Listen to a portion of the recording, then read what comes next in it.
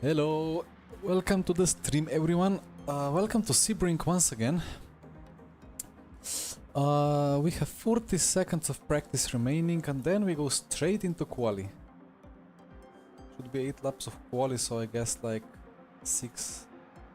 8 minutes of Quali. What is my mic? And gloves. Alright.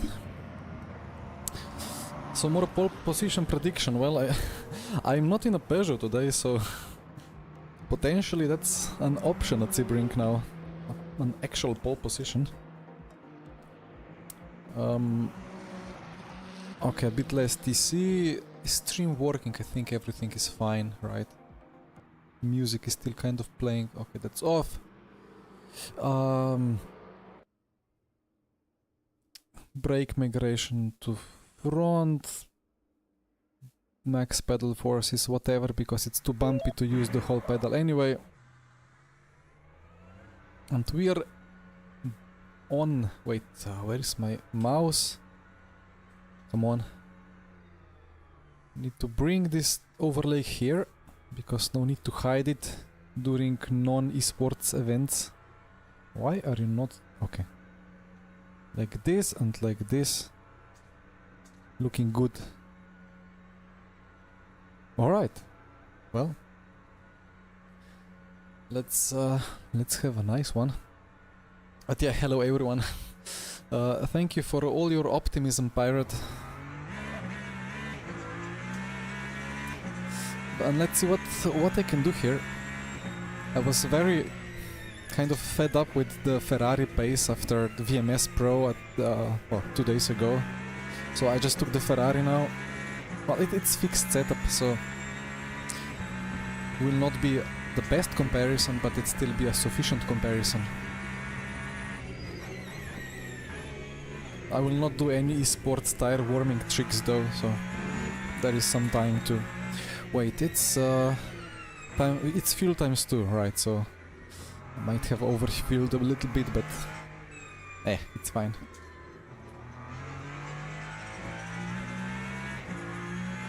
.43 is easy. I mean, wait, what did we do at VMS? I think it was... I think I did 2 personal bests. Although none of them were particularly clean. I think I did 44 free. And 44 free was after I messed up turn 1 and lost a 10th or even more. So 44.2 or in best case 44.1 was possible with the Peugeot. And Grigoletto did 44.0 with the Ferrari. And what are the conditions? High grip and track is 5 Celsius colder than in VMS. It's kind of comparable, so we will see how much slower the fixed setup is.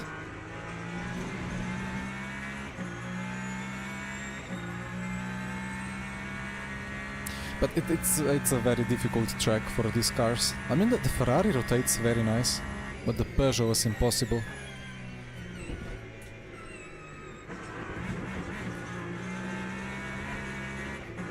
And no wall riding, please.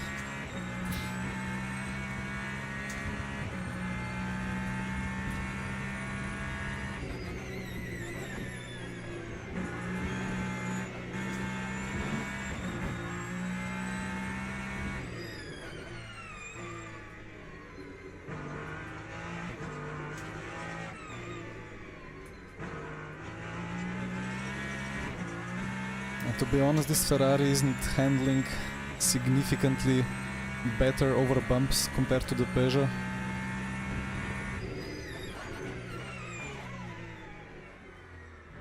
But at least the front is doing something. The Peugeot just doesn't have any front.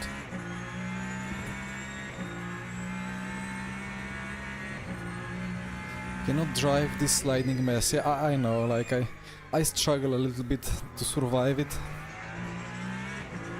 But tire updates will come and it will be all good.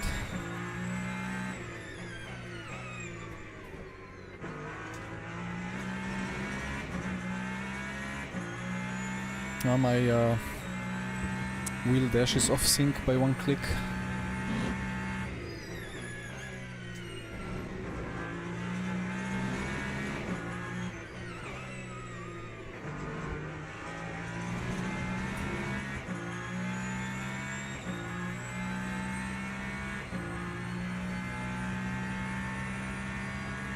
A bit of ARB clicking for extra rotation.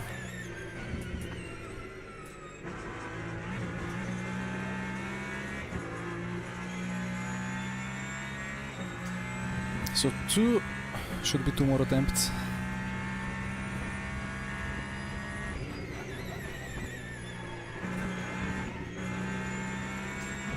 Cannot make that apex or exit. Crazy.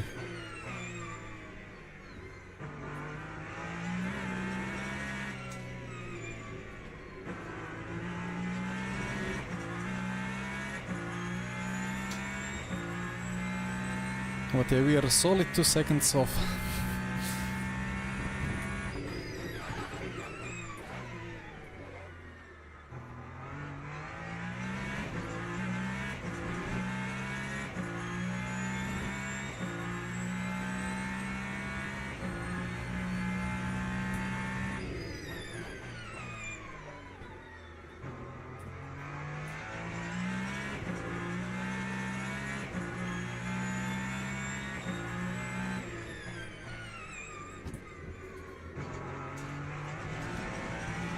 Yeah, I agree, Daniela, with the tighter grip window, because this is, yeah, I mean, FFB is better than it was half a year ago, but that's with the expense of having way worse slip angle behavior.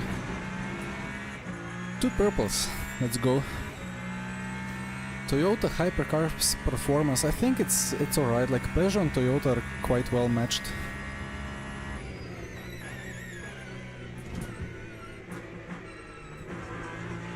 And I'm judging that according to James Baldwin's VMS Pro performance. Oh, I lost a bit in sector 3. Right, last attempt. Stay off throttle and yeah, slightly better rotation, but delta was bad.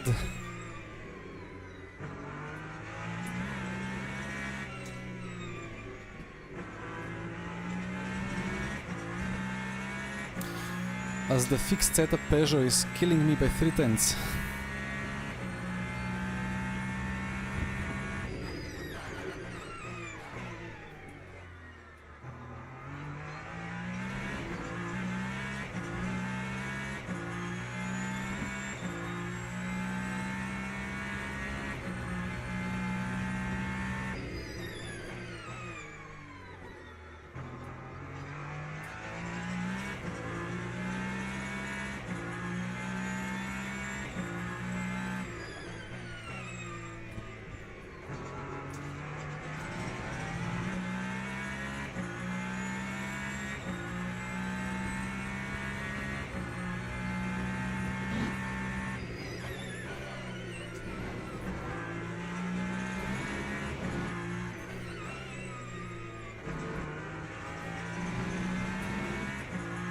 Come on. I think I have a 10.5 in the last corner.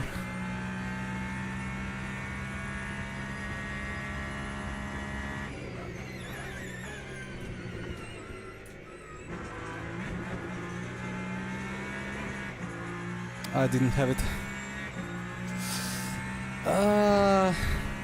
Okay. Well, no pole position today. I had time for one extra lap, but yeah, the calculation in the pit menu wasn't correct. Well, not pit menu, the setup menu. It's always a bit bugged when it doesn't have enough data to extrapolate for ×2 fuel here. But anyway, turn on my cooling.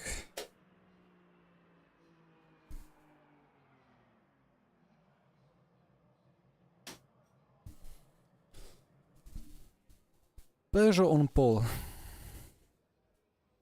Now I feel bad about VMS, but you know, like this is, yeah, 2.5 of open setup pace in similar conditions. With much less practice, but I don't think these setups are really that much of pace, although let me just quickly check. Yeah, like it doesn't really. Yeah, typically on these esports setups now, the meta seems to be that the front is very soft, the rear is very stiff and very high, and then you have a lot of wing, and then you just go slower on straights, but absolutely fly in corners and absolutely slide it around because the rears can survive it in the good old RF2 fashion, but it's gonna get fixed. But yeah, the sole Peugeot is on pole.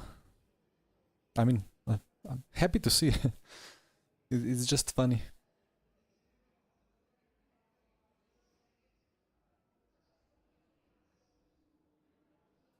At LM, I did 27 on fixed, 22 on open. Is it that different? That's crazy. And yeah, I'm P3 in VMS, but like I don't like the gap to P1. Niklas Hoban is P1 with 20 points lead, and it's F1 kind of point style. So there will be 2 more endurance events with 1.5x points. I need to win both, and then I'm fine. And Joao, I haven't responded about still testing tires. Depends on what you mean. Do you mean testing these current tires to find all the performance in it, or you meant the alpha testing? Oh, why is that happening? Come on.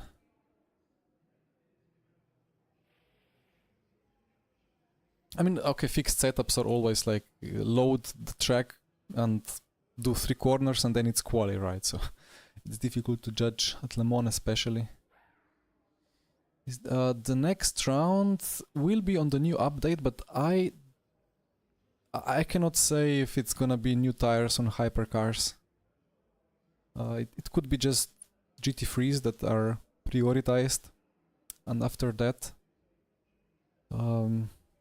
it goes more towards hypercars as well.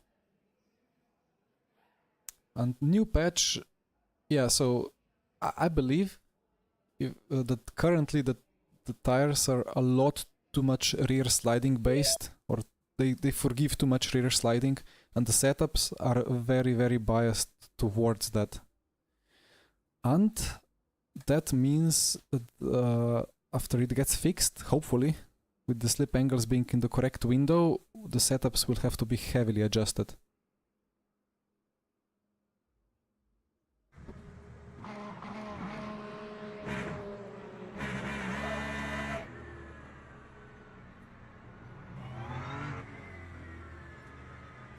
But I mean, Pirate, you're right about it. It's just that I mean, of course I want to beat all of them, so.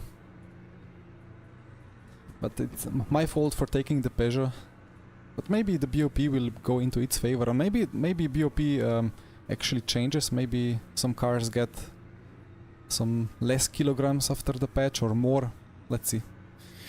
Anyway, here we go. Outside for turn 1 again. I don't like to see that, but it is what it is. Let's survive it better than in VMS.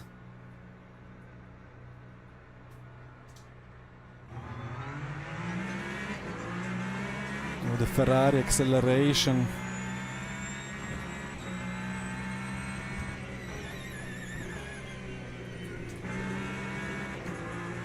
Let's go.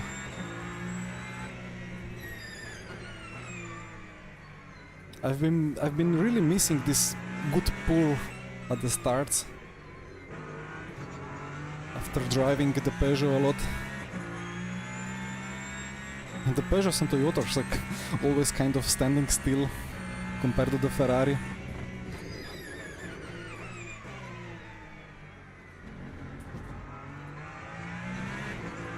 Yeah, Roland in the Peugeot really messed it up, kind of. He was super safe. But to be honest, the Peugeot really feels horrendous into turn 1. Over that bump, it's just... feels like you have to brake very early and coast gently across it.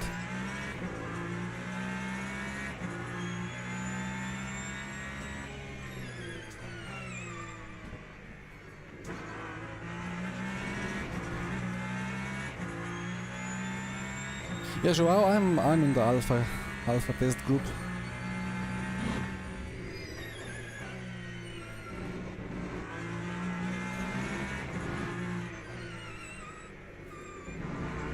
At the same time, I don't want it to like to cause me to have less practice for esports events, but currently there is no real esports events, right? So I might as well help the guys with some alpha testing.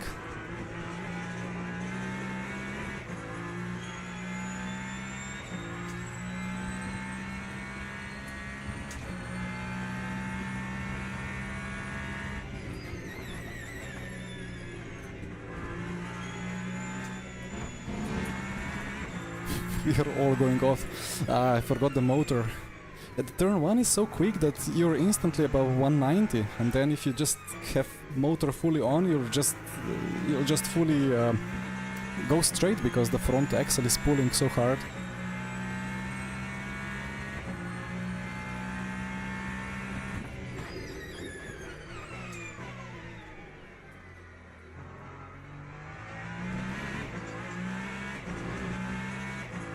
Roland is doing good job fuel saving.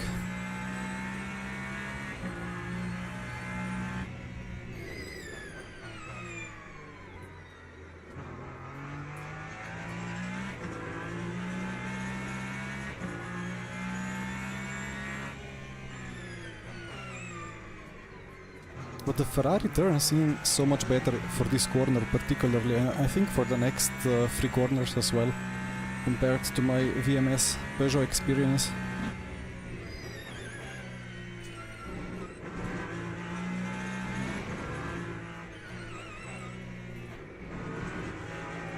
Uh-oh. Okay. All good. Well, Anton, I don't know, maybe some setup shops kind of offer support, so like if stuff gets updated you still have the setup, but depends on their models. I don't know exactly.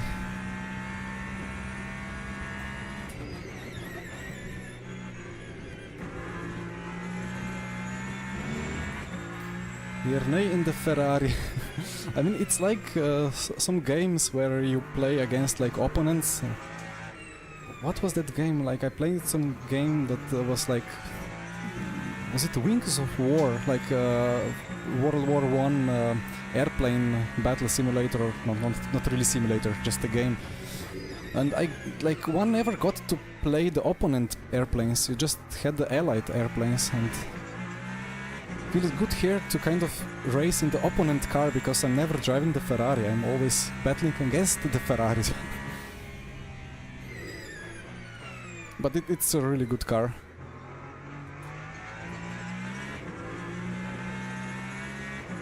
Just looking forward to how it's gonna handle once the tires are fully updated.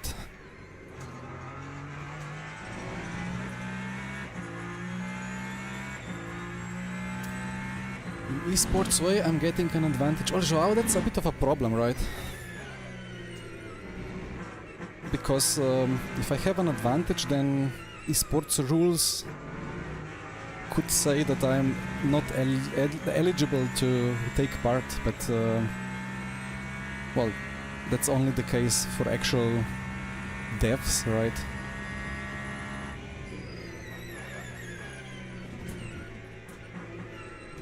Although, to be honest, at the moment many esports drivers are alpha testers now, so we are all in the same boat.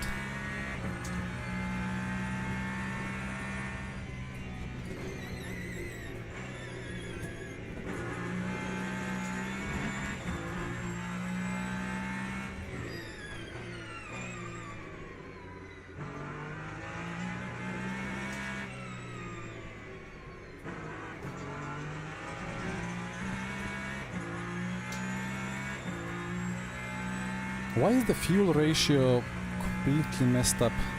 Have I clicked it or is it wrong in the setup? Or maybe it's just because I burned the whole battery and now it thinks I'm having less fuel usage.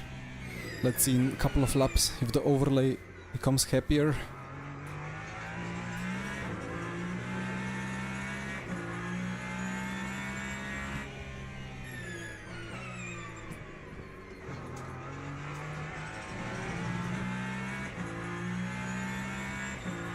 Yeah, LMDH is... that's a really weird one, like I was just discussing it some hours ago in Discord, in a chat. Like, thing is that for VMS Season 1 and just overall in the special events, people have gravitated towards LMDH cars and barely anybody was quick in LMH. And then LMDH cars got plus 20 kilos, while Porsche got plus 10, and that's not really that much, it's like 2-3 tenths. And suddenly LMDH cars are like half a second off pace, and I don't really get it.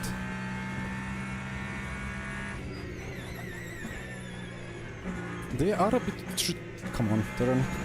They are a bit trickier to drive for sure, LMDH.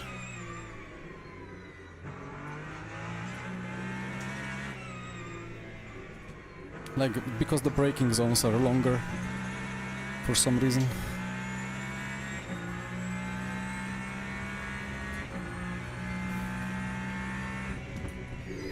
The consensus was that LMDH is better, and then they got plus 20 and now it's suddenly way too slow, so I don't really know what's happening and why that is the case.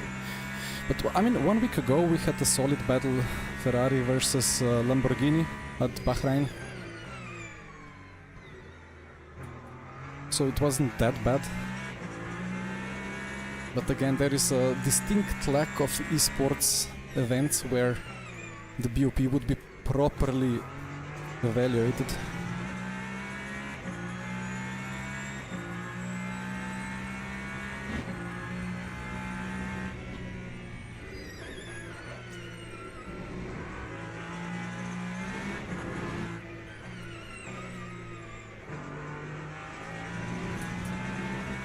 My fuel ratio not getting any better, I really don't get it. 8.6 laps on energy, but only 7.8 on fuel.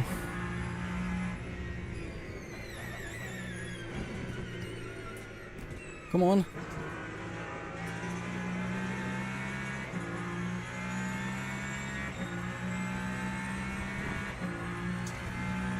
Ah, the bump draft. Thank you.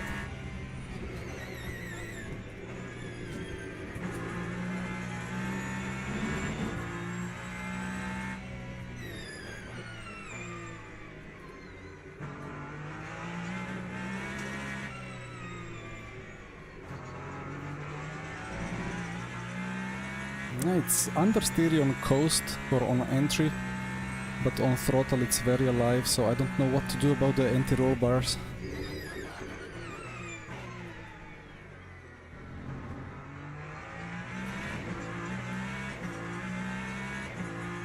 Yeah, there was a bit of power reduction, I remember.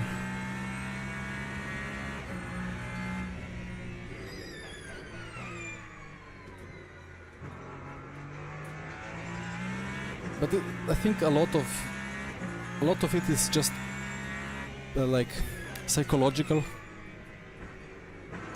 For some reason in VMS Season 1 almost everybody took LMDH cars, and realistically 20 kilograms doesn't really change the judgment that much.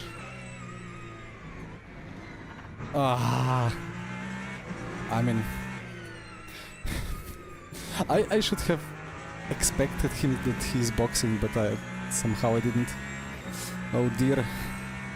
Well, now Roland in P3 is effectively ahead of me, if we take into account the extra battery. Turn.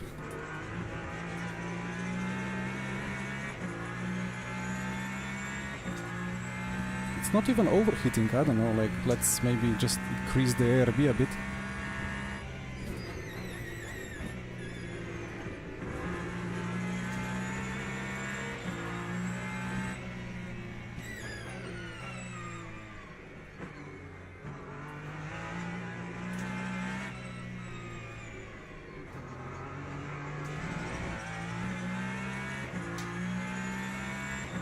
Yeah, that was some good traffic.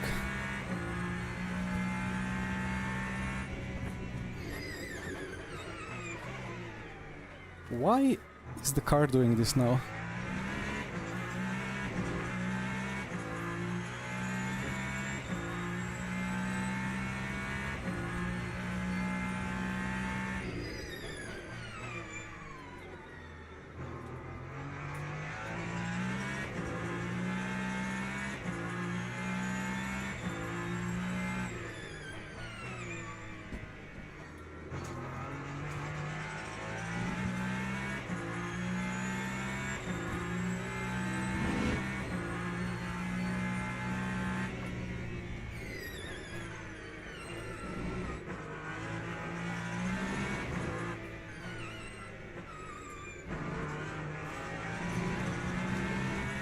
Roland getting stuck a bit in traffic, luckily for me, gap back to 2 seconds.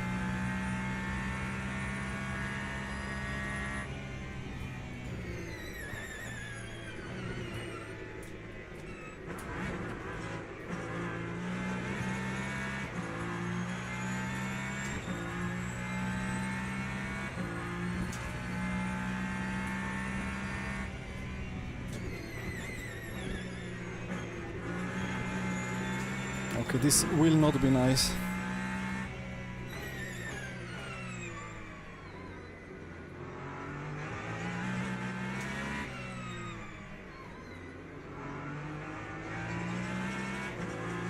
Or actually, okay, I'm gonna take it.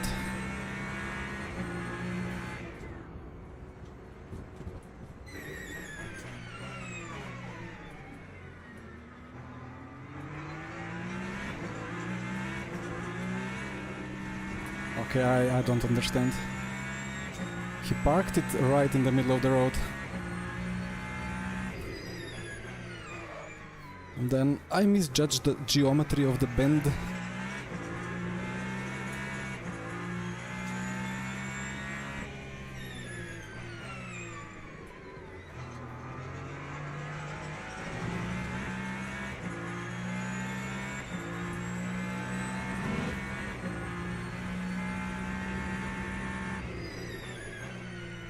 And that's some lucky traffic.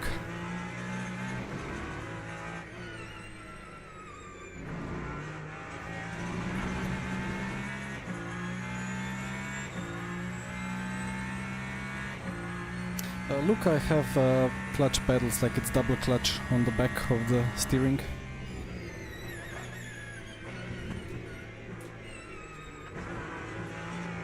I think the balance is now fine after I did some clicks on the ARBs. And maybe one more click on the brake bias. But none of... come on. It's... okay. I think I actually need like 0 deploy out of turn 1 to stop getting that front push.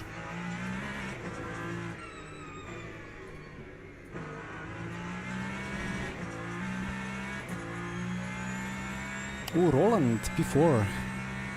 So I am back into the effective lead.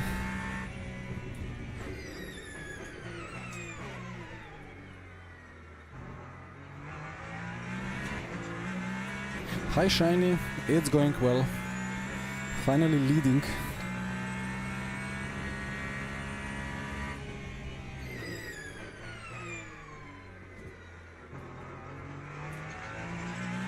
I just hope the GT3 fixed championship race in a bit more than an hour will go this well.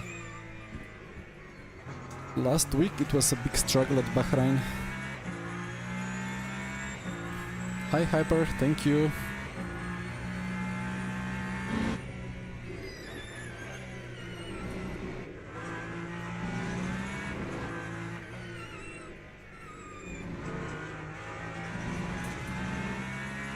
And the car is still getting quicker and quicker.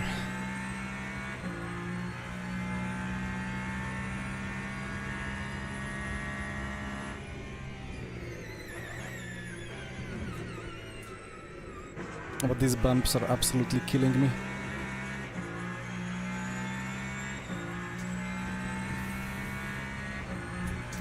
.46.9. This is effectively now within 8/10 of a VMS Pro pace, although here we have much faster fuel consumption, so we have relatively better tires on less fuel.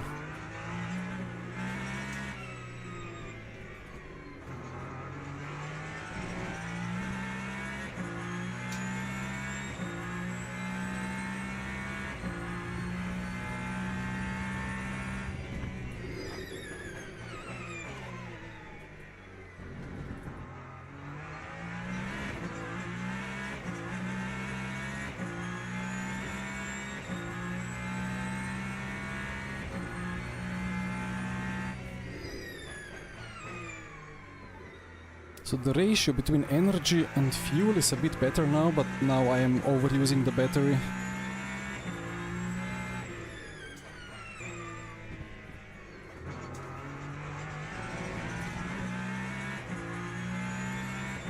So I will put it to 0.89, I suppose.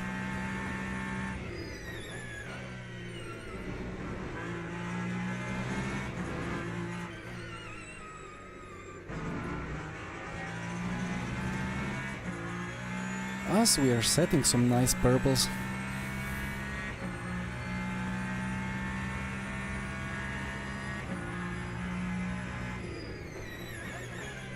Daniela, I suppose I have missed a little bit of spicy server chat there.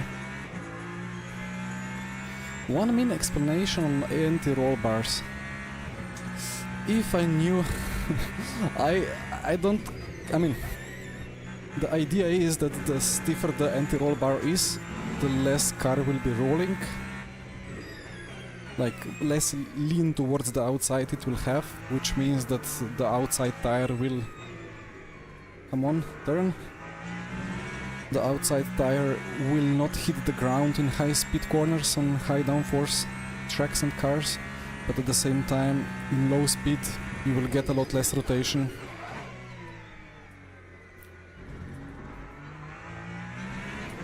But it turns out on these tires, like the Monza chicanes on soft anti-roll bars front and rear are kind of lazy, but if you have stiff anti-roll bars it's gonna just go super smooth and like super alive. But of course the mechanical grip will be overall a bit less. And I don't know what's best here in LMU. In Peugeot I'm using quite soft front and then kind of soft to mid rear. On BMW I mostly used stiffest front and relatively soft rear ARB. About Ferrari I don't even know, because it's this CP3, AP3, I don't even know where in the range I am. Yeah, I mean rear, like if you stiffen the rear then you will have a lot more rotation.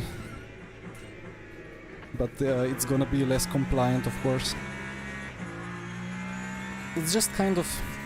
When you have setup ready, you just click around ARBs a bit to get a feeling of what you're more comfortable with, what is more drivable. Good evening, Liminal.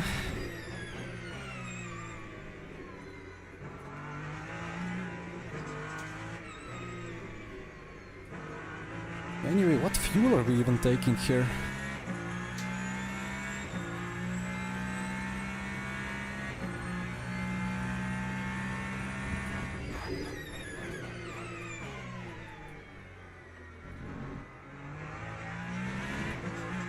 It's always so tricky on the brain, because the pit lane is not on the start-finish straight, but third of a lap before that.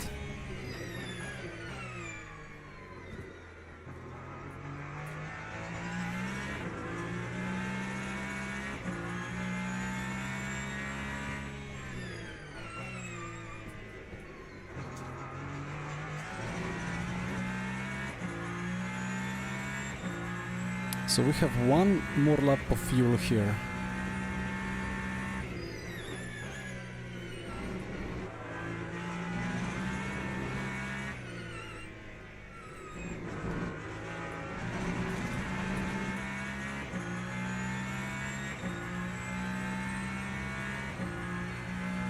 Virtual reality for LMU, I have never tried, so I cannot give an opinion. Unfortunately. But I would for sure love to try VR at some point. Just not sure how, like my PC couldn't handle it, like it really requires the best of the best when it comes to PC spec.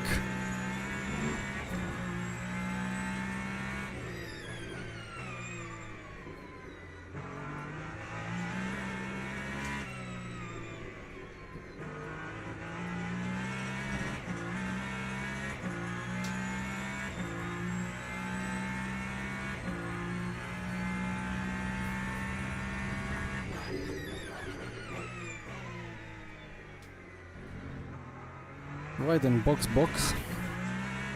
Not in the main straight.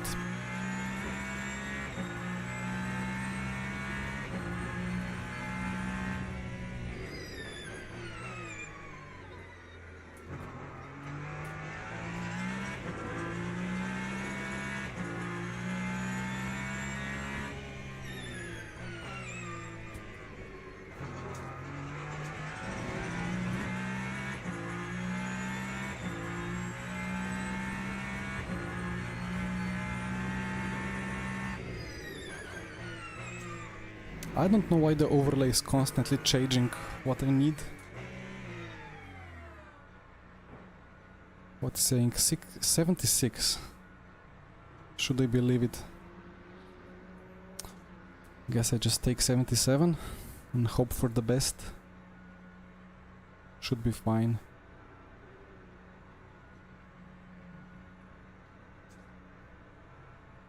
But yeah, Roland going for a lap extra. Let's see what happens with that. Again, it's like kind of half a second per 1%, so he will gain 2-3 seconds. But I should still be in the lead. Let's see.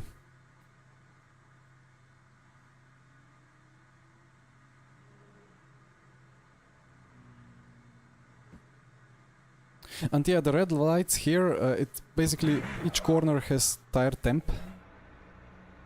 The Toyota behind 5% less energy, okay. Tire temps for each corner, so if the fronts are going red, it means that, yeah, the front is locking up a little bit.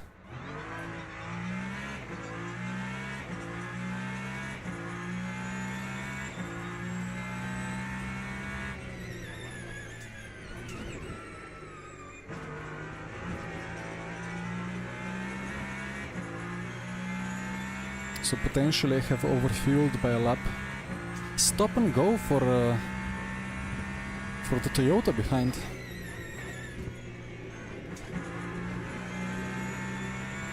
Well, rip.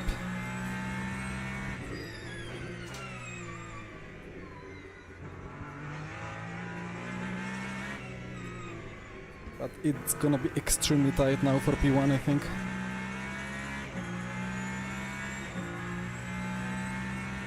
It's bumpy, it's extremely bumpy. I don't know why it feels even bumpier with the hypercars here.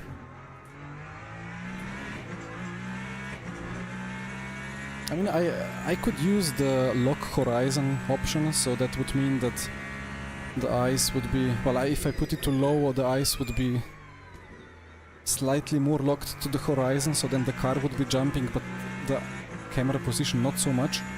But that makes me just lose a lot of feeling, so I prefer to just bear with all the vertical motion.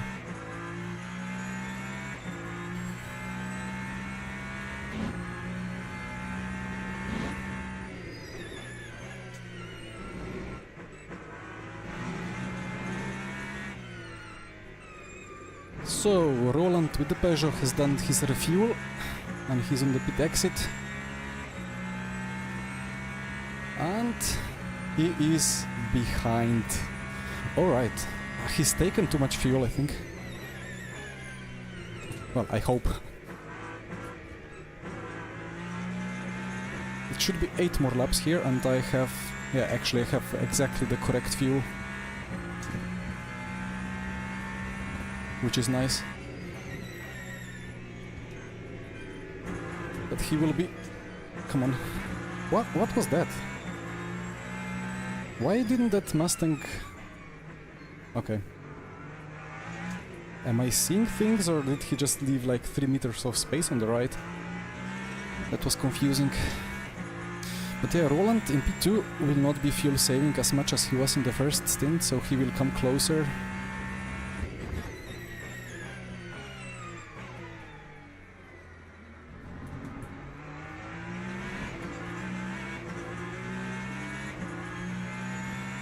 But remember, I have the Ferrari, which means that I have acceleration against the Peugeot.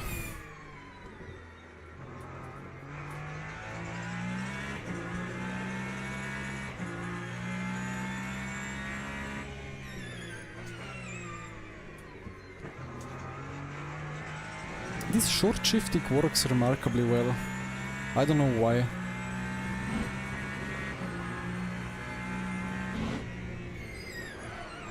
That was interesting.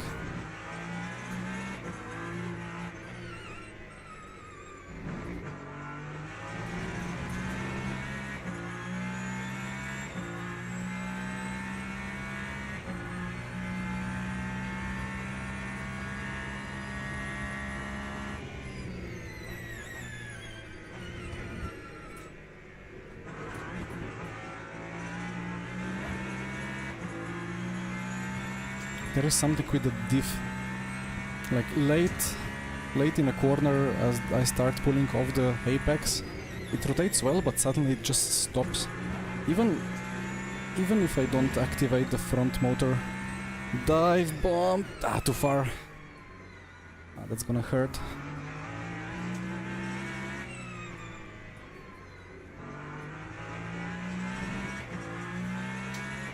And the gap instantly down to 1.3. Hi, Niklas.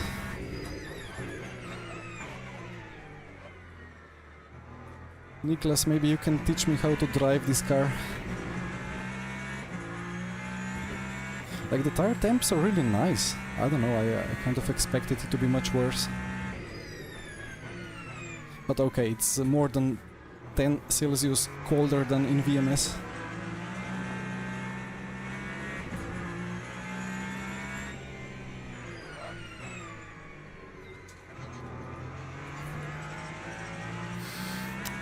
That traffic was not helping me at all. And now I have a Peugeot on my rear. Well, that's awkward, knowing how VMS is going.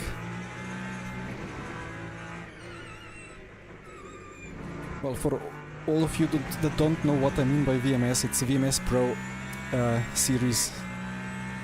Quite a good, like, top-level league in LMU that we are doing. Where I drive the Peugeot and struggle a little bit with it.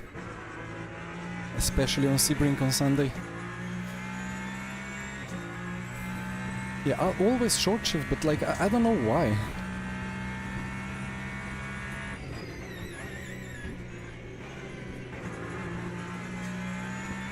The TC seems very good, like there is no need to... I don't know, is there a need to fully, or like to try to eliminate a bit of TC with a short shift? Like I prefer just smashing it in second gear and hoping for the best, but yeah, that's not the quicker option.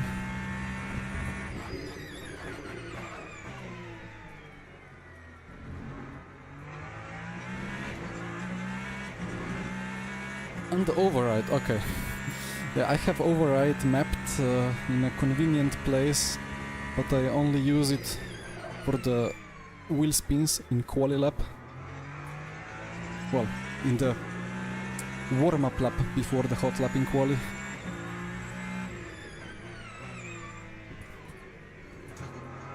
I touched the apex curb.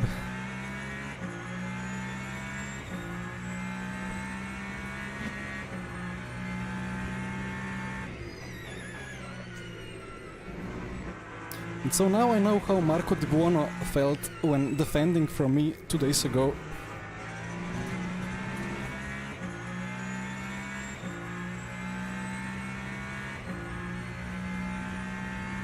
Yeah, Anton, that's true.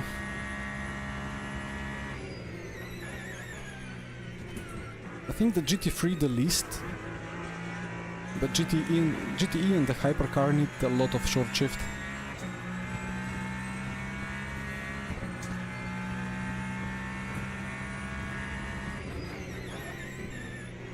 But I mean, about short shifting, I meant not short shift on the straight, but like out of a corner when the traction is an issue, like here. No, I'm just like this, like second to third, and then the rear is still a bit all over the place. But I'm reluctant to use the override on the TC.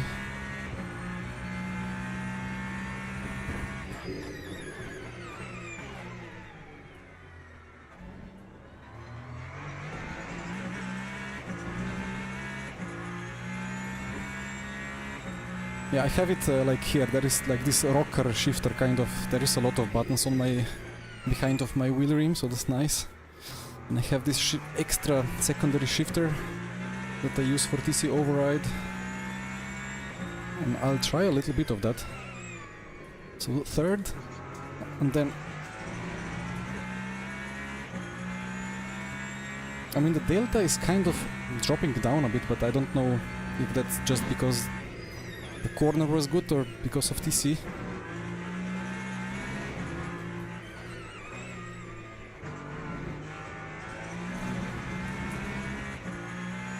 And now it's increasing because I had a snap. No, Pirate, I fully agree.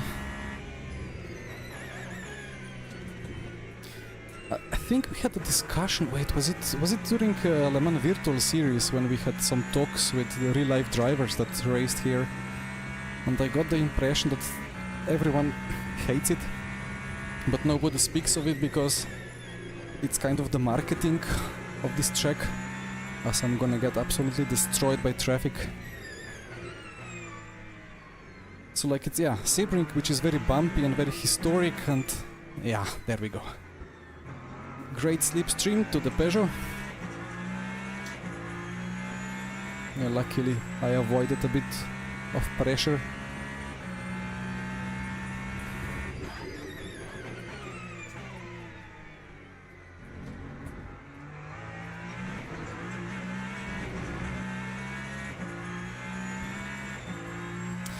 Jamie, that's a very good point, and I've been already thinking of it. But first we need to do some Le Mans 24s and so on.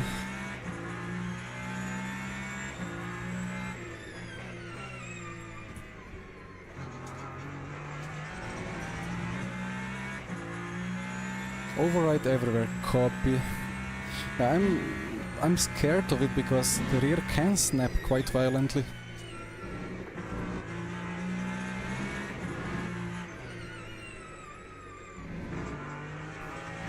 I mean, it's cool because in Motec you can see TC in action, not very accurately, but at least a little bit, if you compare the filtered throttle and the raw throttle. Then you can get the idea of where TC is cutting in, and I sometimes check that. But in LMU I've been not really doing it enough.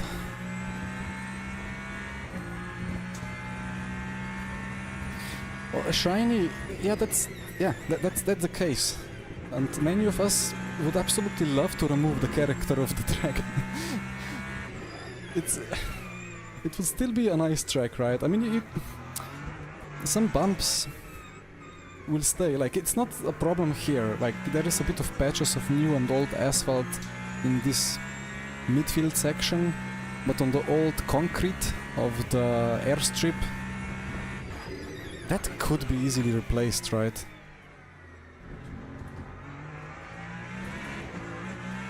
And if they want concrete, they can just put new concrete. It's still gonna be a bit bumpy, but it's not gonna be absolutely destroying the cars and the bones and the eyes of sim racers. Why is there a yellow flag?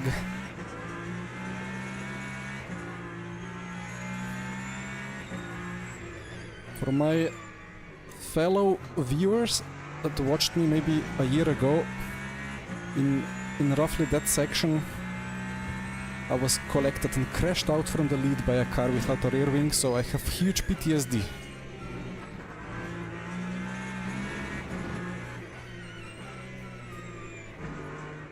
Oh no. I struggle with this late front pushing off. Week 24 is very soon. 5th, 6th, 7th of June. It's 1 week before the actual 24th Le Mans.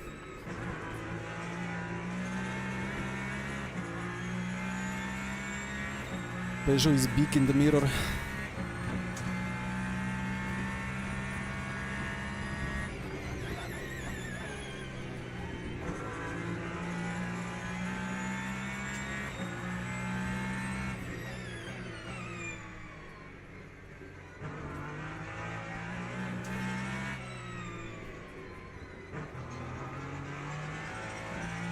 So despite fixed setup, I get the same impressions than on open setup. So the Peugeot is really good in the first and the last corners, but worse in the midfield.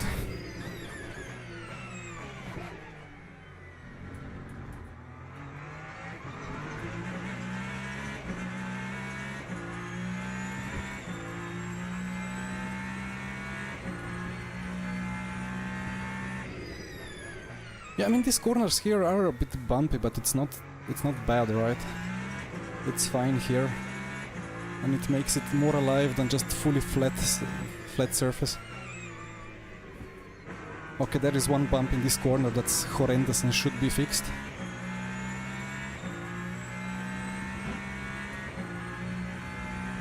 And these bumps here are not too bad.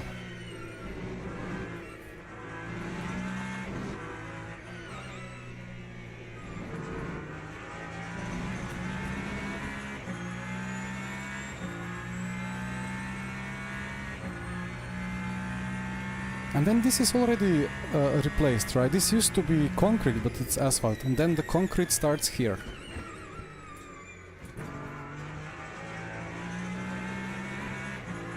Oh, I'm so bad through there. Well, 1 lap to go. And these bumps here, like, they add absolutely nothing. Why would you need to be shaken up and down when going straight across the start-finish line?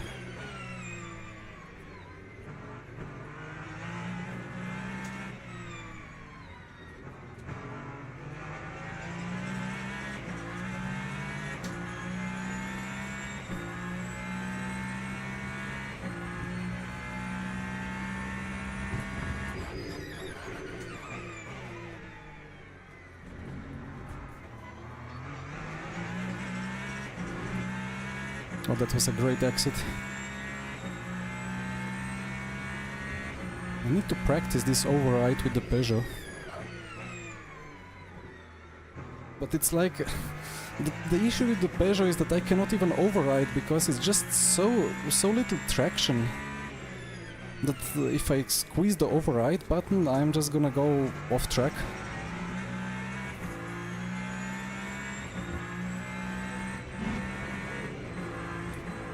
Dear, oh dear.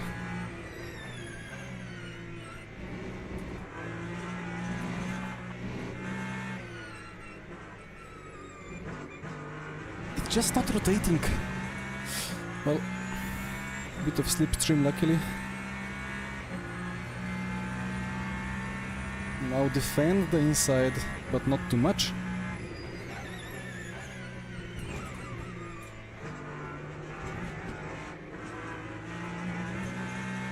Alright, that was a bit of a lucky traffic for me, so Roland couldn't go for a nice switchback. Okay, well that's a win. Pretty happy with that. Although, yeah, I mean, I can complain all I want about BOP and Ferrari being too fast at Sebring, but on fixed setup, I mean, it felt like how to say, very well balanced race between the Peugeot and the Ferrari. Although again, probably neither of us was super prepared for this. Yeah, the Ferrari acceleration is the winner here. ACC drivers are used to running zero, that's true. Okay, yeah, that was a nice one. I have 10 minutes before registration for the next, so I will quickly check the start.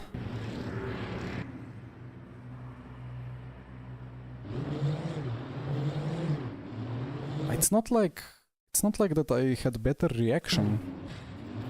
Maybe a little bit. But yeah, the Peugeot is just not going anywhere. What are those sounds? Uh-oh. What's going on there?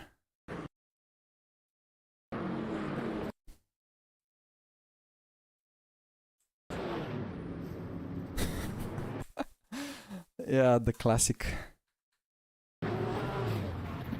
Green, green, green. Flat out into the car ahead. Why? Wait, was this green yet?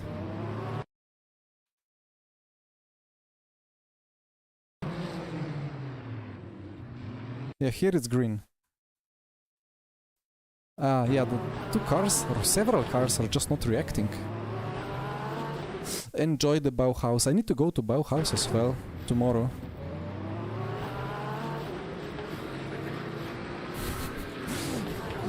What a race start, right?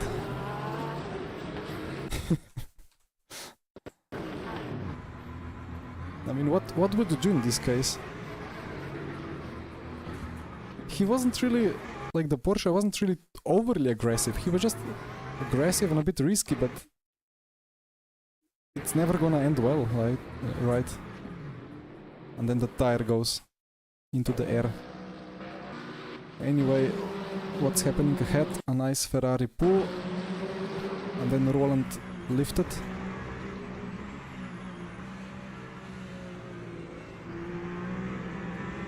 Yeah, he was very, very safe here.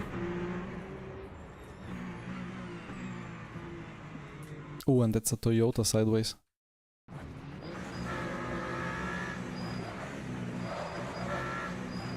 And that's a classic Toyota moment. Why are Toyotas so happy to lock the rear? Maybe he had... Did he have full battery? No way.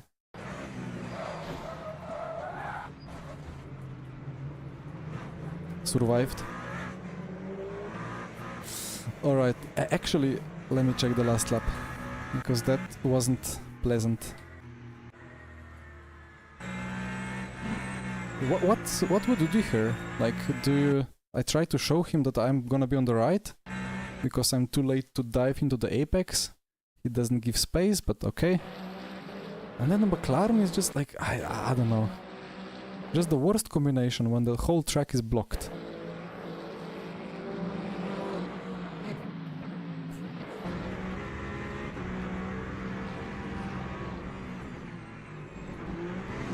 And then I had this weird understeer. It's just not rotating.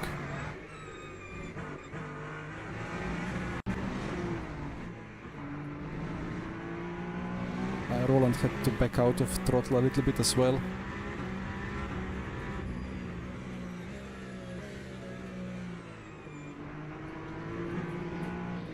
And blocked by the BMW, but I think I had it covered anyway. Yeah. Alright, that was a nice one.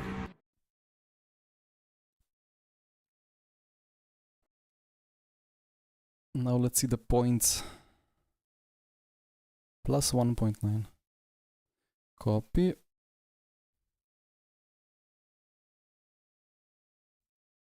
And into LMU GT3 fixed.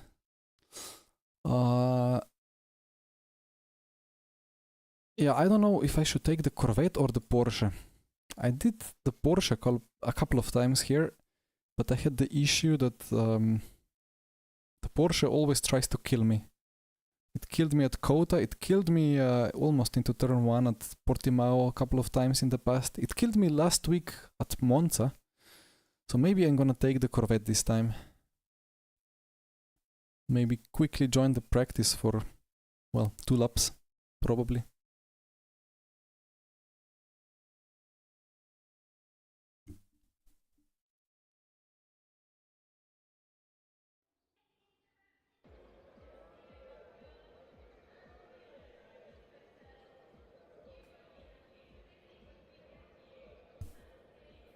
And now let's remind ourselves that this car is GTE and does not have the ABS.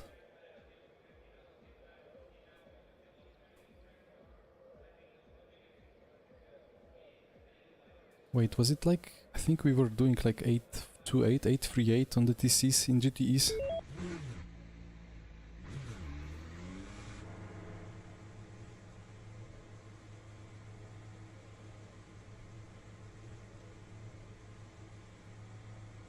LMU still having the rejoin lags when people enter the server.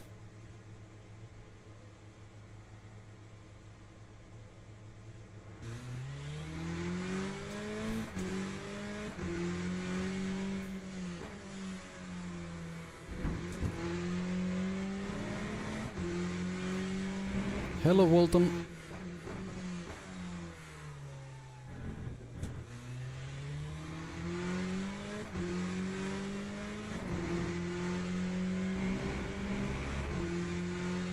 Ah, we have the tire warmers. I always forget and then always accept no grip. Always expect low grip, but sometimes the warmers are actually enabled.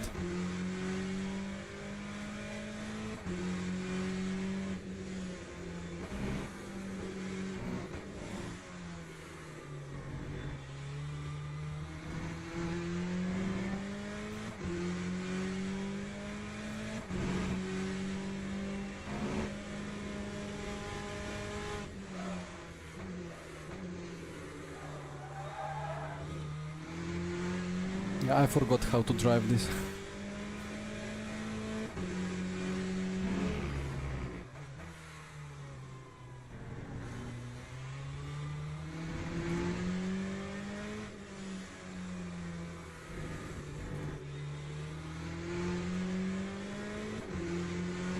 I think the TC is too high.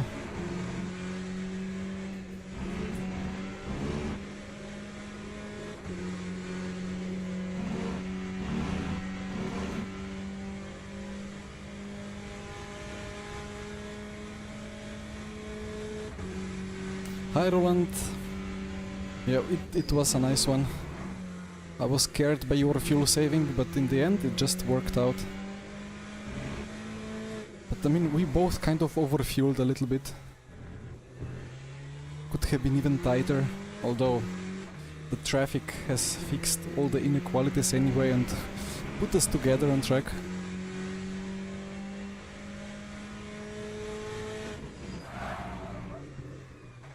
Okay. Maybe 70, like 47 is too much to the rear.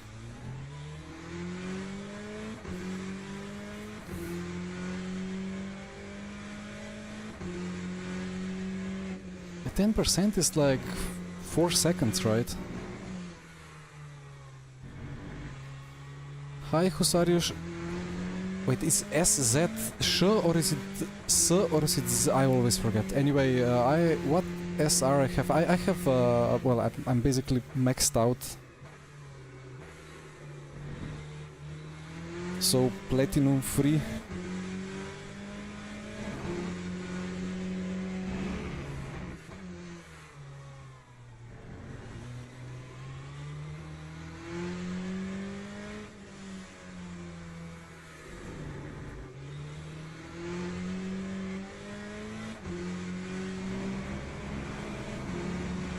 Right, 3 minutes and then we join the server.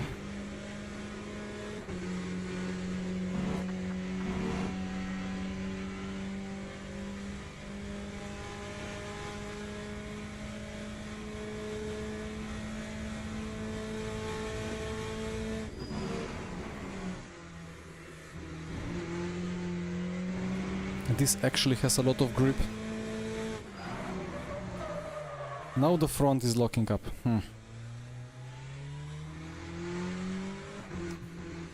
Guess I'm just gonna race with 48.0. Yeah, every tire locked. I don't know, like, let's try again here. think the rear kind of wants to step out, and once the rear steps out, the front is suddenly on the limit as well, because it gets laterally loaded as well, so a lap ago it was just 4-wheel full lock up. I need to decrease the brake pressure. I mean, I went from 85, the default, to like 90 something, so that was too much. Is the GT hard to drive? I mean, compared to the hypercar, not. But arguably it's trickier compared to the GT3s, because no ABS, and it's faster, but it also has more grip.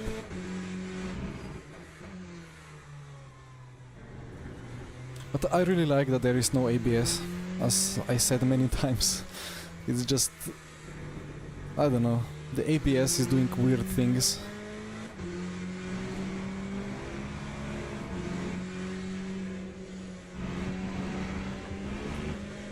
Track limit, copy. Well, let's do first corner once more, and then we join the race server.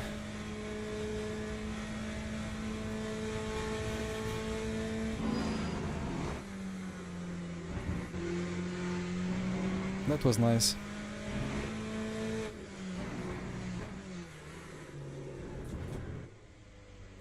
Okay. Escape, quit, exit. 10 seconds. Ooh, Joao is joining us in the Peugeot. Ah, Peugeot. Porsche. Both start with a P.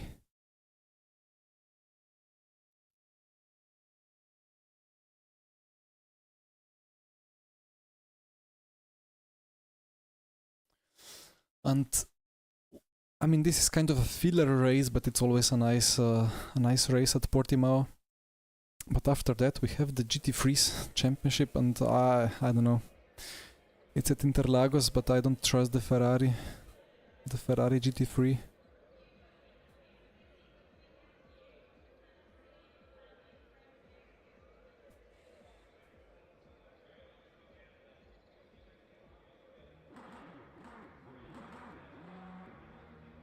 So what did I have? I had 6 to 6, and that was fine. And then I think I went like 95, and that was too much. Maybe I'm just leaving it at the 85 to be safe, and then have this at 48.3, and that's going to be all perfect.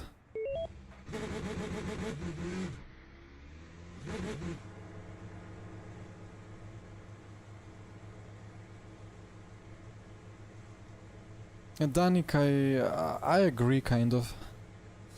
Although it's also about the tire model. Like, this still has the older tires from more than half a year ago. And these tires actually handle pretty well. But according to the feedback of real-life drivers, I've heard that the front is like offering too much entry. And on GT3 the front is generally feeling heavier, and that's supposedly more realistic.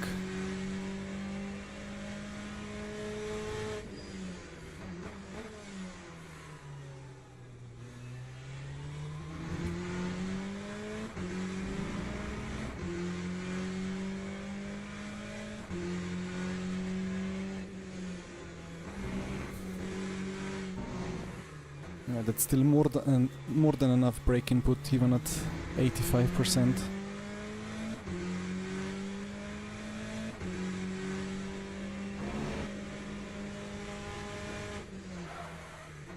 And this corner will lock up the front right no matter what you do anyway, so... Alright.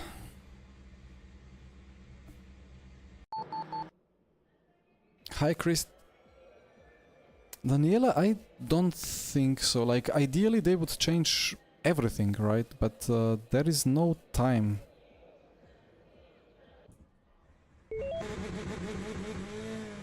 Like, they have already postponed the release by 1 month, so I assume they will just do the most important things first. Those pesky IRL drivers, yeah, I mean, it's really cool to see people like Baldwin trying this out and having a good go, streaming it, and David Perel especially helping a lot, and, well, speaking good things of LMU in his videos, but also some other drivers that are not YouTubers and so on, giving useful and good feedback. And yeah, I will run the VC Le Mans next week with the McLaren GT3 together with Jesper and Michi, and the fourth driver that's to be announced.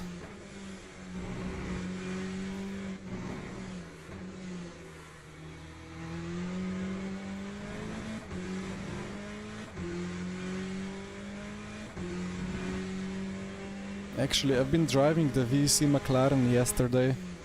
It's so difficult to...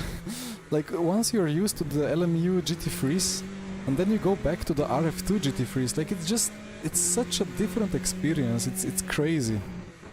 You immediately start to respect the already very limited slip angles of LMU, because in RF2 you instantly feel the magic carpet effect, where you just gain time after having a massive slide through the apex.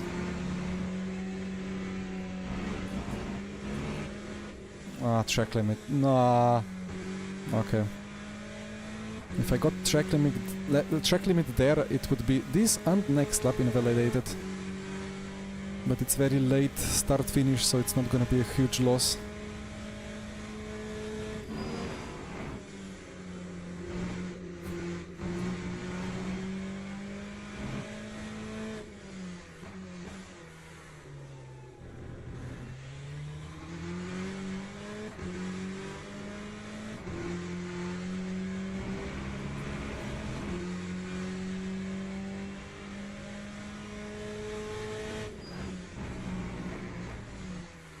Actually, I guess this front end on GTE is more of what it is in R Factor 2.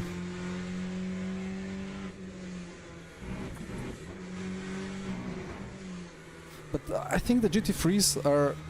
I mean, to some extent they behave more realistically when it comes to the front, but the front is quite too weak. But I mean, let's see what 10th of June update brings.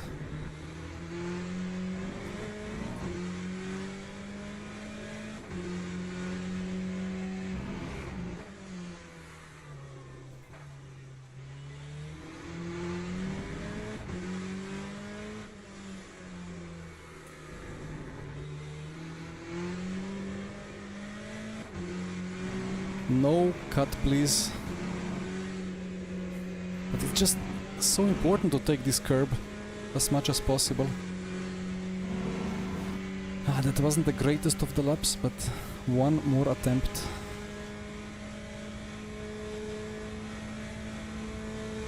Provisional pole, nice.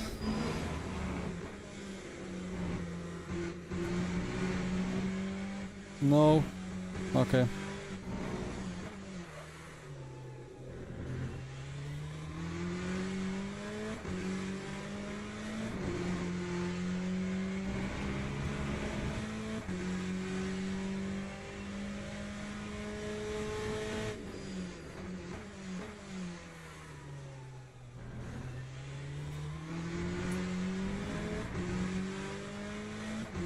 It's quite tight for P1 for now.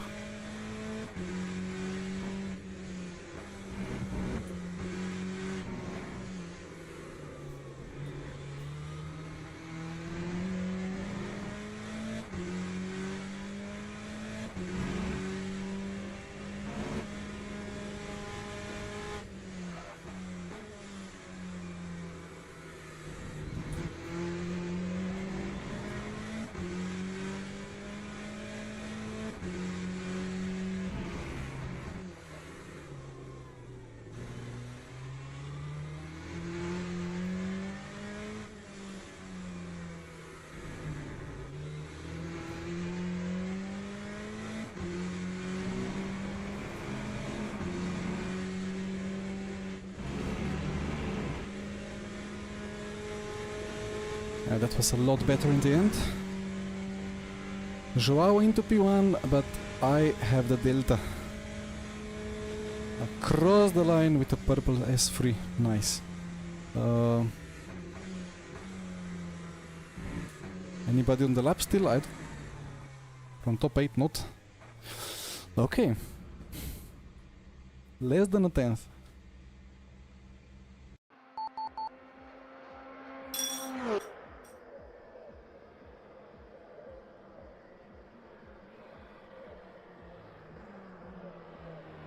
I could be 13 laps, but probably 12.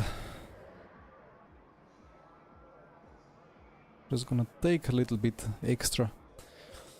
Okay.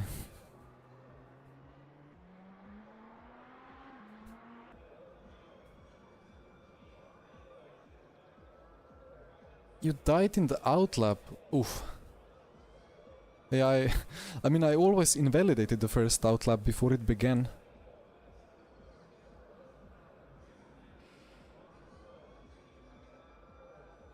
There is something wrong with the rears in GT3s. They are too sideways, yeah, I know. And the brake bias that has to be max to the rear, that's broken. Yeah, good luck to you too, Joao. And thank you for the good luck wishes. I hope I can survive this start. You know how Portimao is. If you defend the inside, you will have 0 speed out of turn 1. But if you don't defend the inside, then 4 people will just go flat out through apex into runoff.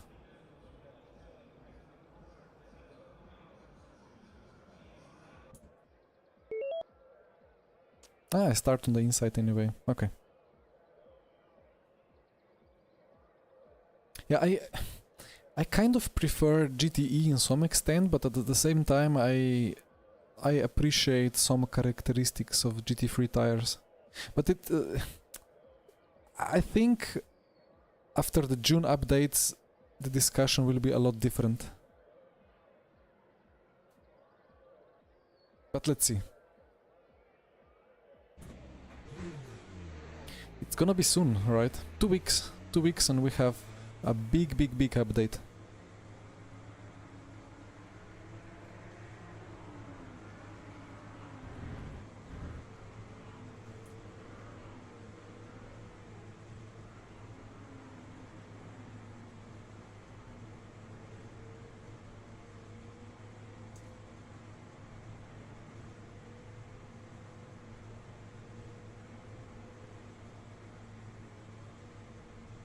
It's quite a late start here, right? Out of line, alright.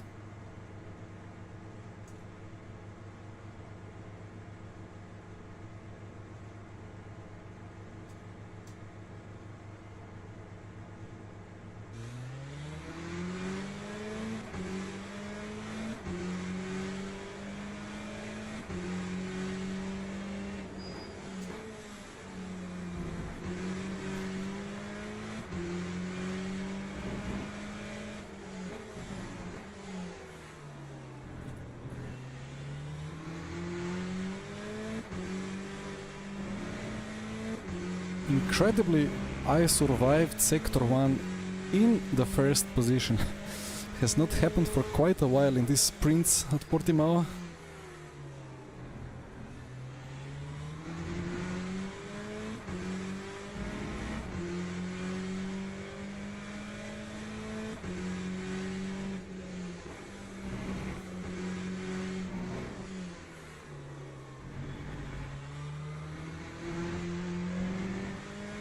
Now let's see how much speed we can find, and how much speed Joao can find in his Porsche.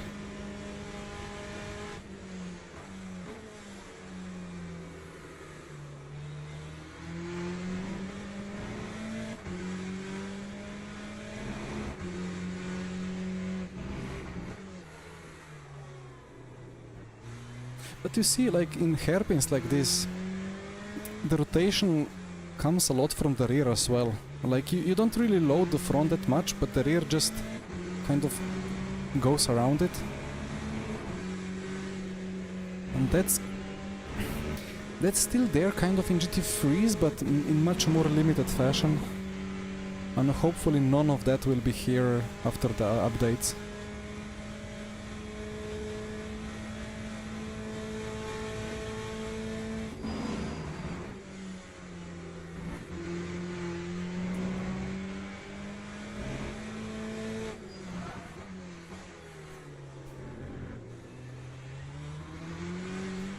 And yeah, if I have corner like now I had the hairpin, the rear should be overheating a lot, but they aren't.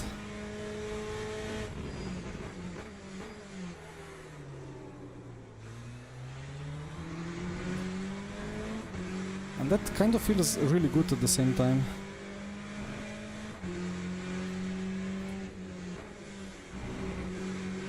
And then the issue in R Factor 2 is that you do suffer in the long run a lot by doing that, but yeah, I think that's part of the debate, how to fix the rear sliding, either by making it completely destroy the rear thermally and by abrasion, or is in some other way, but you kind of have to fix it where it's broken, so that you're not even in qualifying incentivized, at least, I mean, not even in one corner to like go full abuse on the slip angle.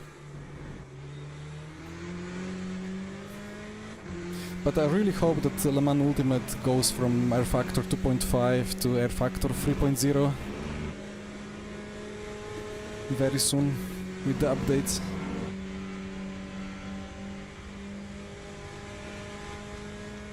And it's not... my main complaint is not that the cars accept too much of a slip angle.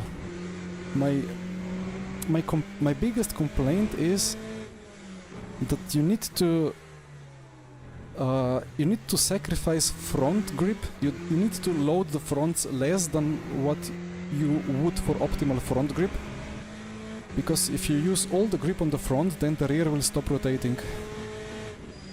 So you need to use like, I don't know, 5-6 degrees front slip angle and then 10 degrees rear slip angle for max performers also, for example. And that's the problem. Like it would be probably fine if it required 8, 9, 10 degrees front slip and very tame rear. Well, in the end of the day, that's how, let's say, Fernando Alonso in the Renault times drove. Huge front input, which resulted in a heavy front slip angle momentarily, but the rear was always under control. But I think at the moment in RF2 for sure it's exactly the opposite. Just need to have the fronts very lightly loaded and then just go crazy with the rear. And not necessarily even go that crazy, it's just that it has to be much more crazier on the rear than the front. And yeah, the more that we go forward in LMU iterations, kind of more it's fixed, but not fully still.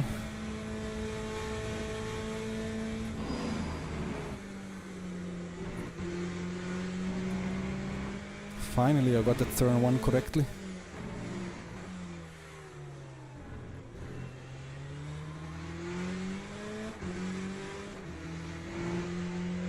I don't even need to short shift.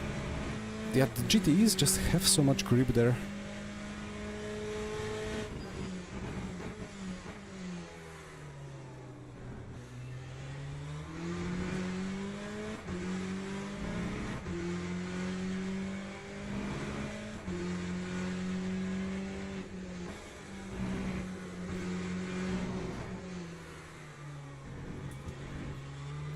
And there goes Joao. I carried a bit too little speed, but Joao a bit too much.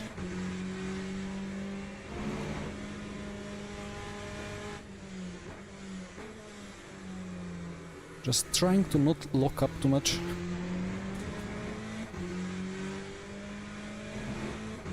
Although that's another issue with these tires that I hope it's gonna get fixed with the update.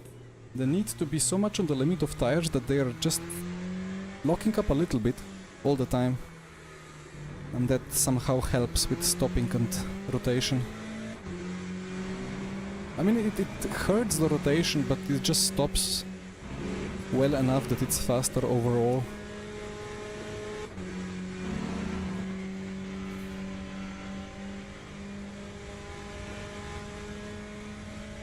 And look, I agree with you. I think most notably it's corners like Fania, or how they call it, Pif Paf at Spa. When you brake after pull-on into that right-left chicane, the rear is always sideways, and it actually turns out that it needs to be sideways. If you don't lose the rear, you will lose the rotation. But it's always in that sliding mode, which kind of means that the rear has got too little grip, but at the same time it has too much grip, just a different load or slip conditions. It's really difficult to make it right. Not that I know anything about what they are doing in the studio, in the physics department,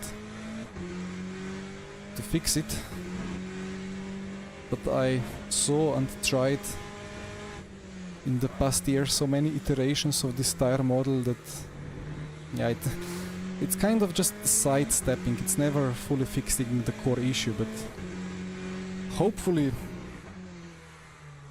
at this point it's gonna be sorted during the summer.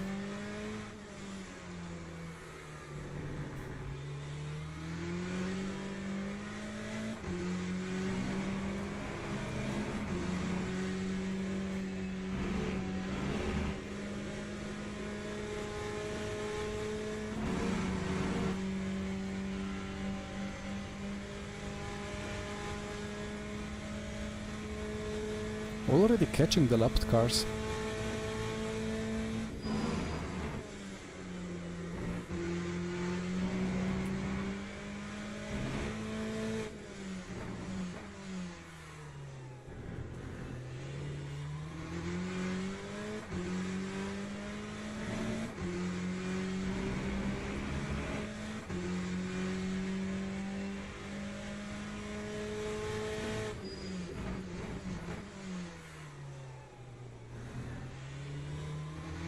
Yeah, Daniela for sure, but I think it kind of correlates. I mean, yeah, as you said, more limited operating window of the tires will make you want to drive more, right? And yeah, look, as I said before, I mean, it's not beta testing, it's alpha testing. I don't know what's the difference anyway. Could be epsilon testing as well. But like, it's not that we are adjusting tires and making like clicks in physics or something. It's just that we get to try things now and then to double check if there are problems or bugs, or if it's behaving as it should be. Although at the same time, who knows how it should be.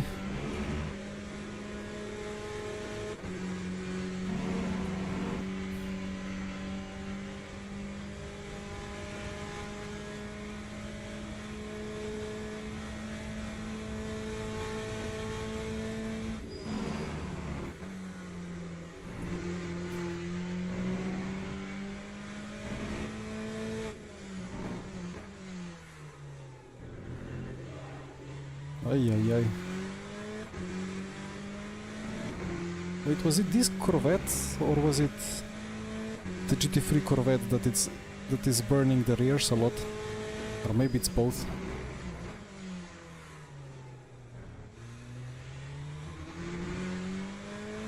I think it was this. I think I drove this at Spa once and absolutely destroyed the rears.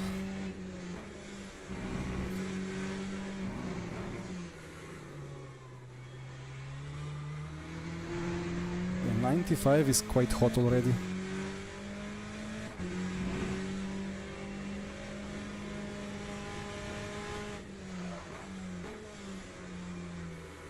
I mean, look, that's what I was trying to say. Like, I mean, we are kind of testing new physics, but at the same time, I mean, we are not employees, right? We are just sim racers that are happy to try stuff and give some feedback.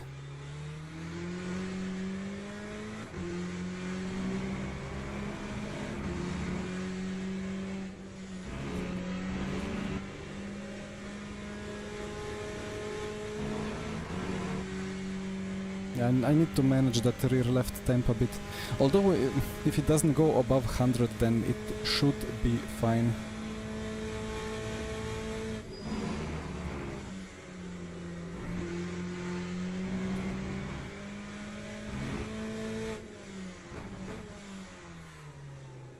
I don't even know in which corners I'm burning it this much.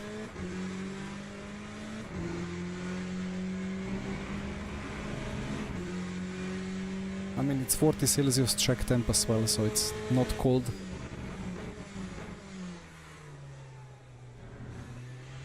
Joao is finding quite some pace behind. But yeah, with that mistake, he's maybe a bit too far.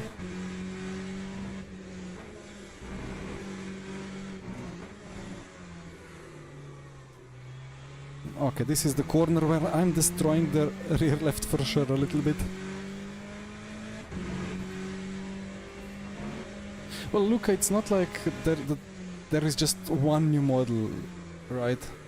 I mean, there has been many changes and we got to try some of them in separate builds, but I mean, I don't really know how the internal process goes and how many actual builds there are and so on.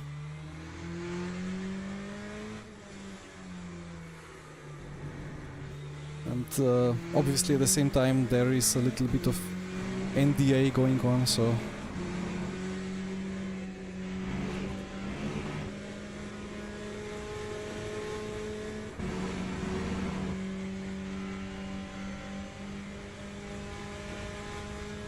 but two weeks to go.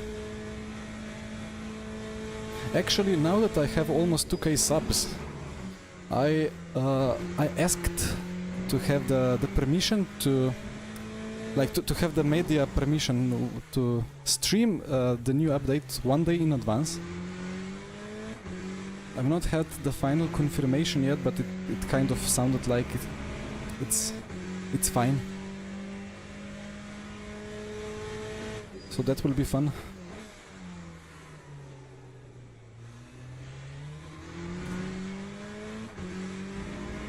What is an acceptable front slip angle? Well, let me first answer about NDA. It's I don't know how it's called in English. It's basically a contract that you sign, in which you sign that you will not share private data or yeah, I mean private, like company data in public. So let's say if I get the alpha content and if I then stream it or make some screenshots or post a video about it, I'm getting perma-ban and never to be seen again in LMU, so yeah.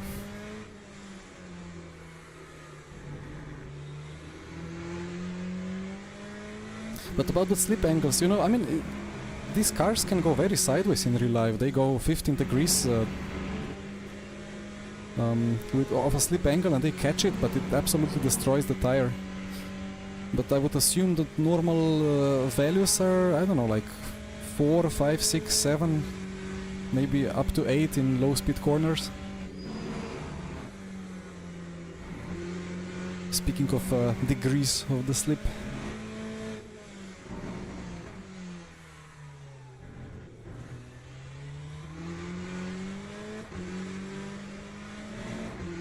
And then in these GT3 races, I mean it's different between GT3 and LM GT3s, but I've heard that if it's hot track with a lot of load, like Circuit de Catalunya, in the middle of the summer, then you have crazy tire drop, like insane numbers, many seconds per lap, because of the crazy thermal drag and yeah.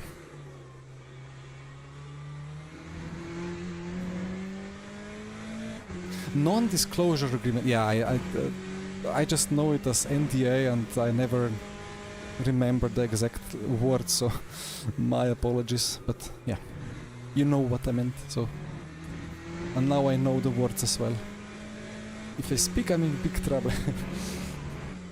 Kind of.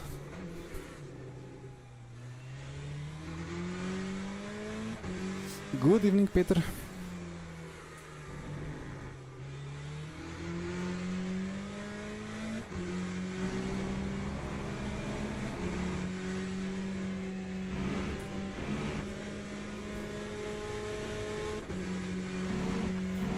Alright, two to go.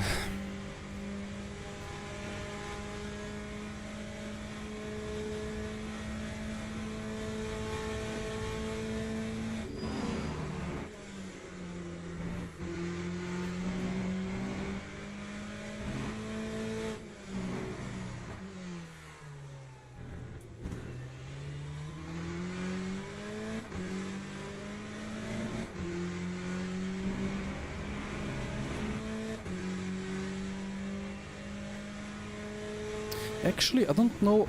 I would have to double check the NDA again if I am able to even react on anything that I have tried.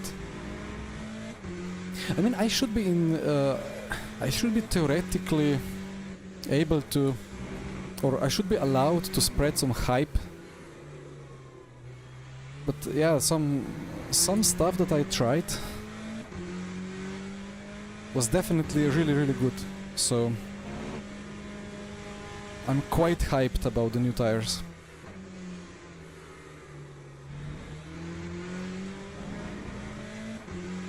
And if that's kind of somewhat breaching NDA, then... Nah, it shouldn't be, right?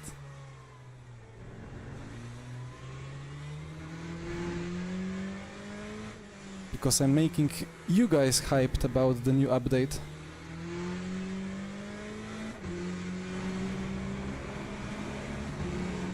And it's gonna be funny because everybody's gonna be talking of all the content and the new features. But I don't really care about the content and features, I just care about the tire model. Banned, copy, done. It's been good streaming and chatting with you guys, but I'm an iRacing streamer from now on. Nah.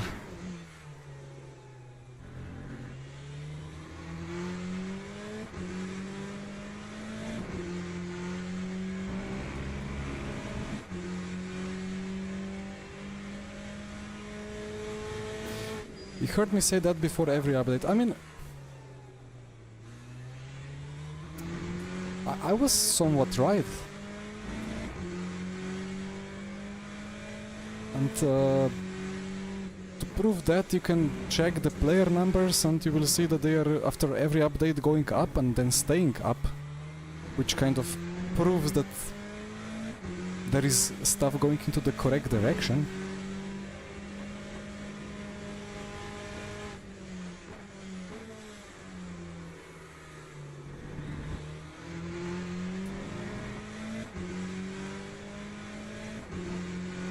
About driver swaps. Now I do care about driver swaps. Driver swap on 24-hour races, that's core functionality as well. But not as important as good tires. Actually, yeah, that's... depends, that's very arguable, but yeah. No point in having good tires if core functionality doesn't exist.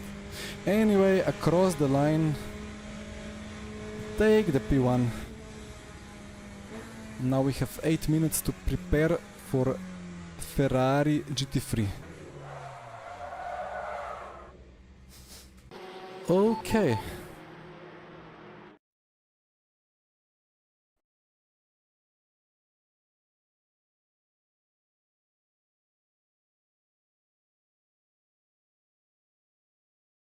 Yeah, Rob, I mean, should be the case. GG, Joao. Was, did you just carry too much speed into that corner, or was it something else? Because, like, you went too wide on the left and I just clipped the curb too much on the inside.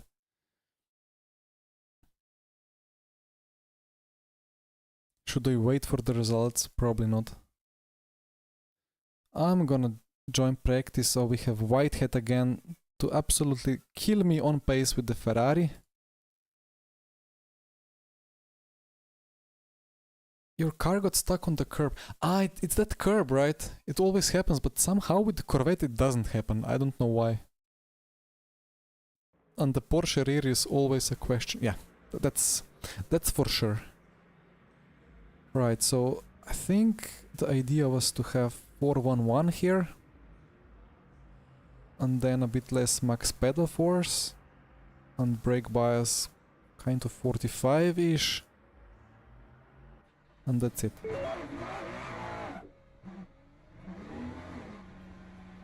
And now my brain will explode trying to adapt to the different tires and to ABS. Fefe OP. I hope. It handles a bit better than it did at Bahrain for me. Oh yeah, no tire warmers.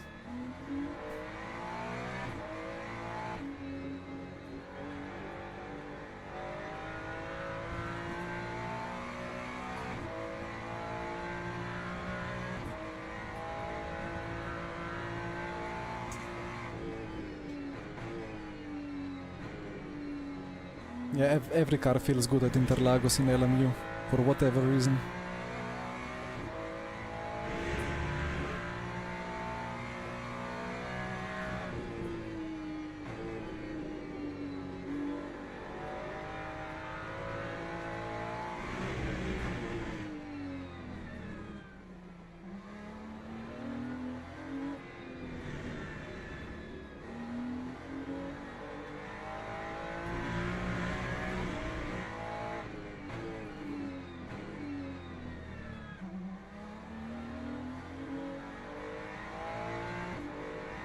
Is this flat out?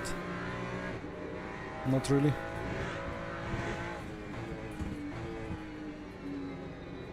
And this is... Ah, this is not invalidating next lap. Okay. I think I had sometimes a little bit of a cut in the last corner, and it's instantly invalidating this and next lap, which is interesting.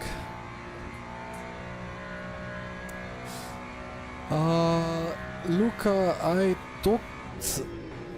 talked to Luke a little bit about it, but I admit I did not watch the video.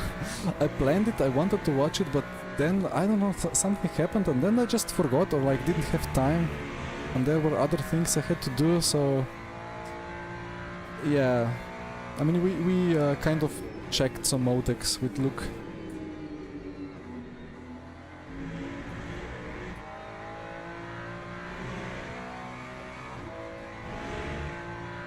Turned out that I'm not abusing the front enough. So today I'll be trying to turn in a bit more.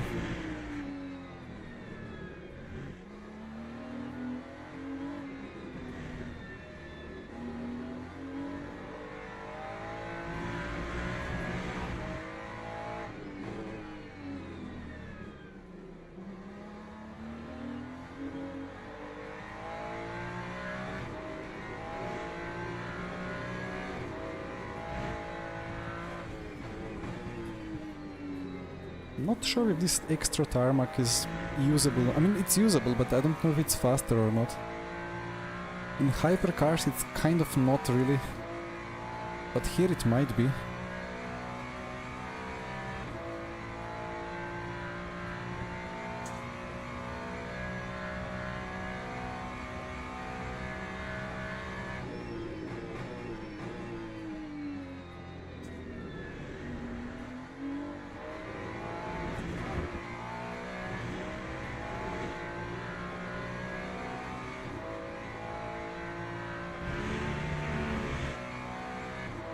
He's abusing of the front gaming style.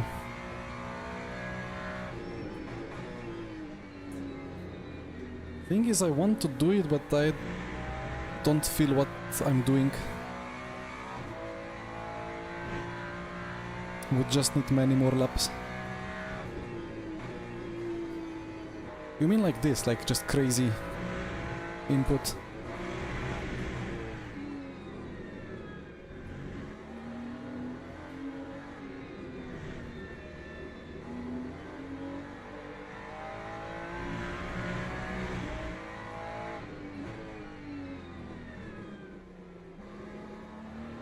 But you mustn't turn in too quickly, right? Because sometimes at the start you just need to have to rely on the brakes for rotation.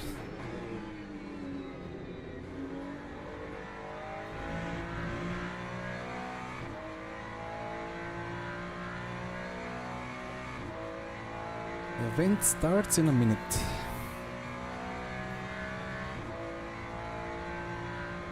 But anyway, we will be doing 35s, looks like. 35.8, okay.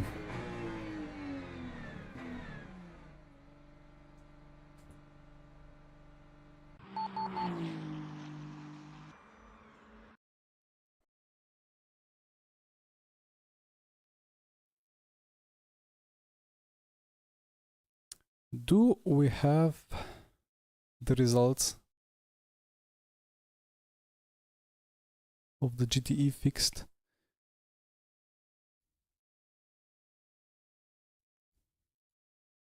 Gained a %. Alright.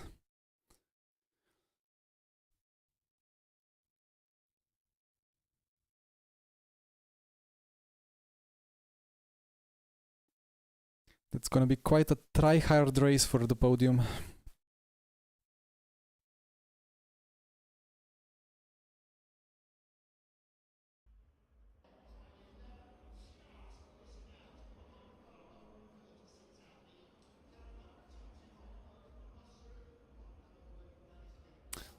Yeah, Pierre, I think it's partly...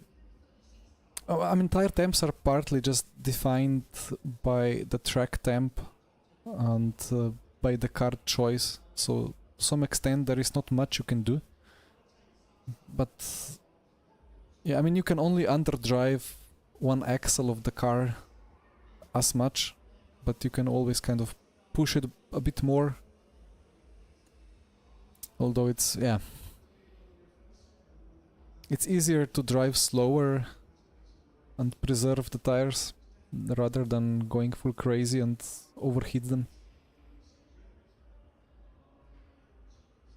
Come on. UI is a bit laggy as people are still joining.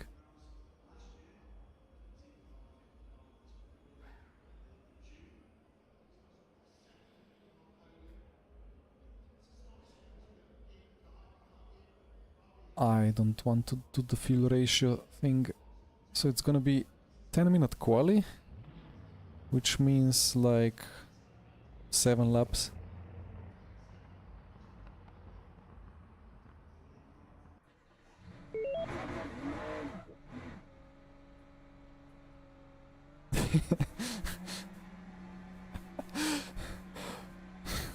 I don't even know what to answer. Thank you, Luke.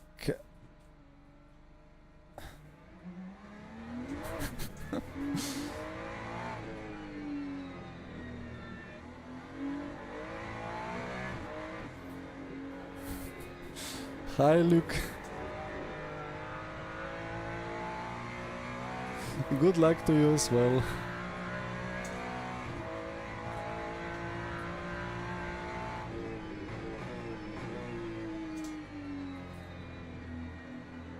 Why does that T letter always pop up anyway?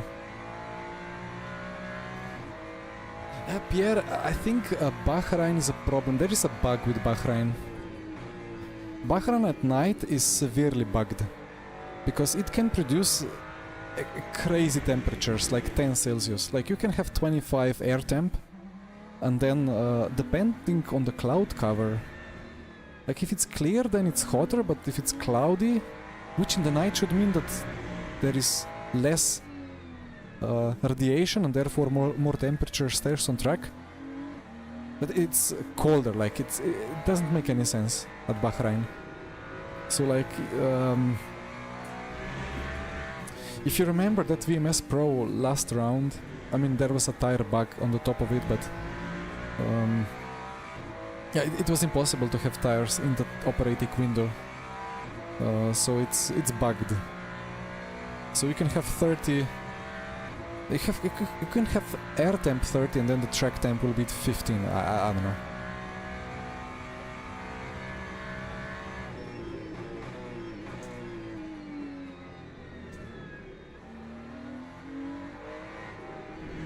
Yeah, then yeah, like the whole weather system is a bit questionable in my opinion as well, but yeah, at some point hopefully they properly fix it together with the wet weather and the proper wet racing lines.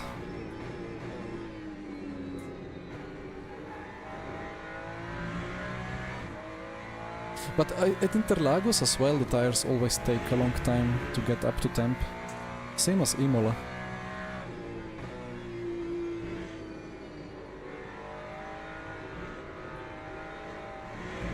But it's still broken, like you cannot have 15-degree track temp at Bahrain, like it just doesn't happen right in the evening.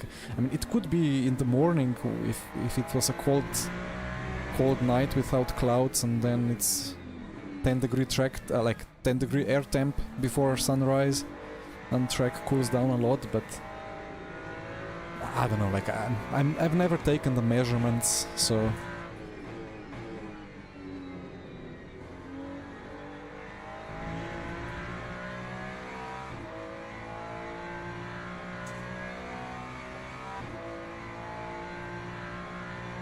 Yeah, no worries, Pierre. I mean, it's also part of the reason why we do these crazy outlaps sometimes before Quali lap, overheating the tires to 100, and then they still drop to 75 towards the end of the hot lap.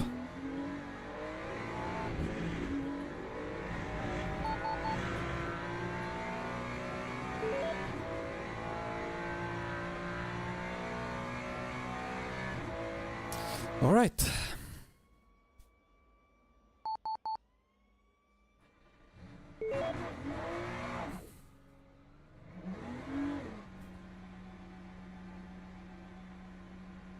Oh, what happened with my frame rate? And okay. I had like 88 FPS for a moment. I was like, what's going on? Gibbons already exited pit lane under red and got a stop go. GG. And I'm gonna crash. No, I'm not gonna crash.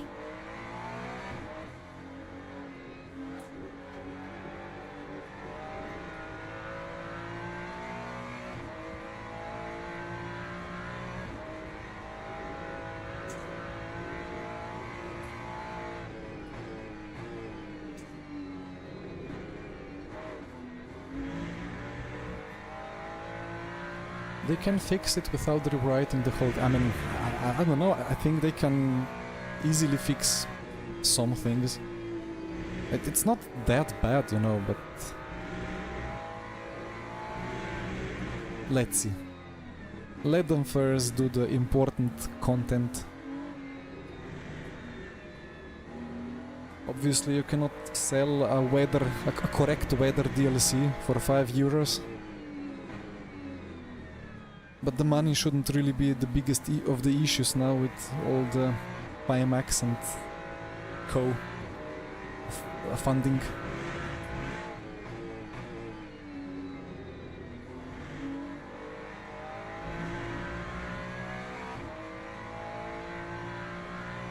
Evening, Fabio.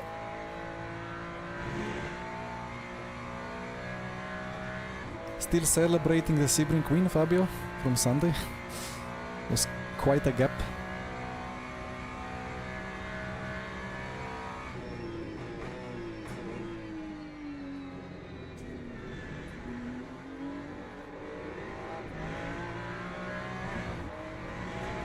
Yeah, this turn 1 into turn 2 is really bad on these tires, and I think that's gonna be behavior of tires in such transitions is gonna be fixed. It's just like the front doesn't even want to rotate. Like, you can flick it, the rear will be happy to slide around and give some rotation, but front Okay, that's a cut. Not a cut copy. But the front would just say no. Even if the rear wants.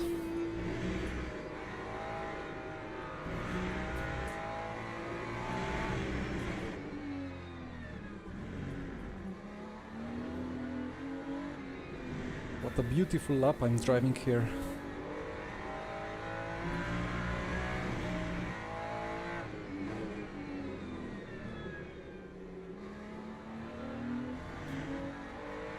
Let's say I'm just getting tire temp.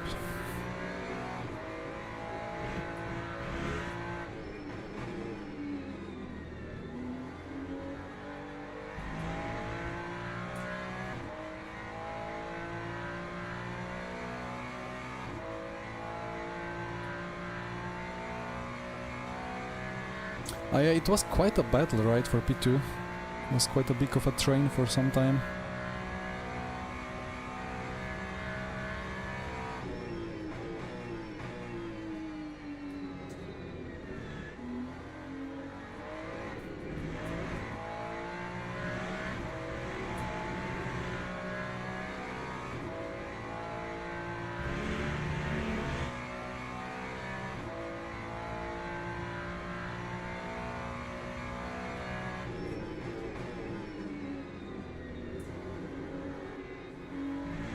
Front is just pushing wide. I have quite some attempts remaining anyway.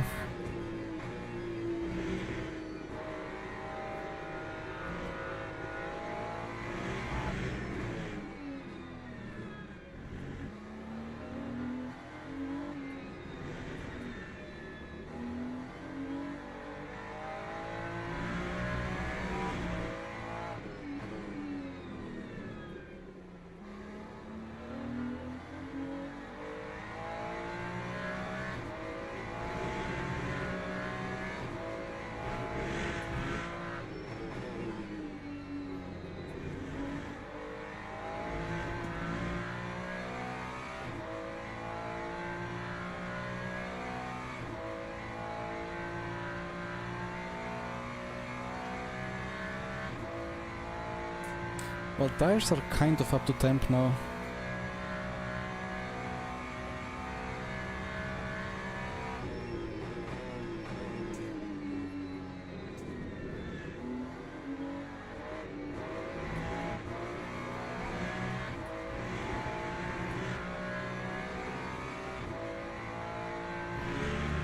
Come on, half a second.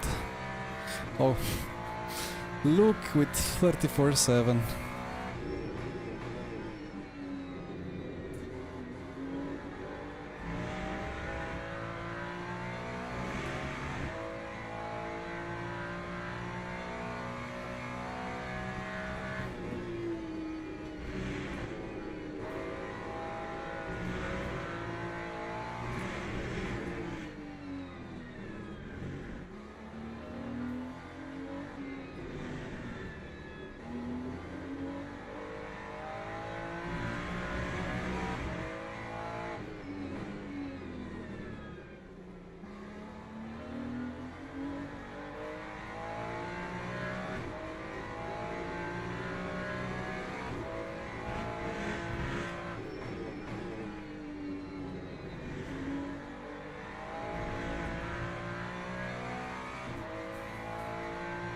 Where to find that extra half a second?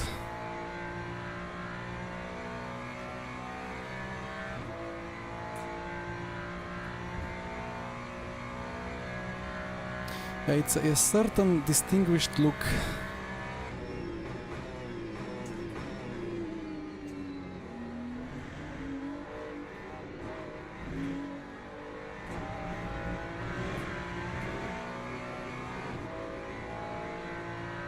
I feel absolutely useless through the first 3 corners.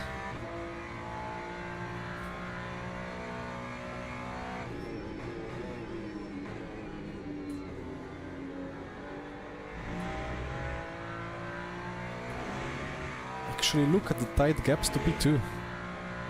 Insane.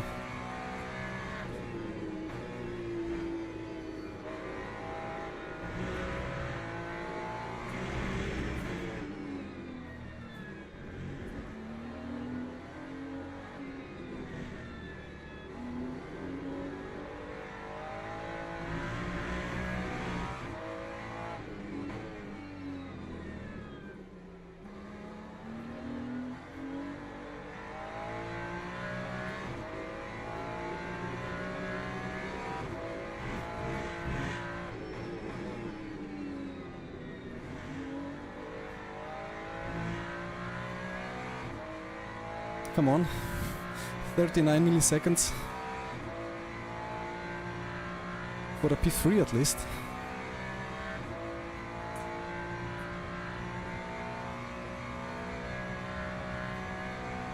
P2, okay, nice.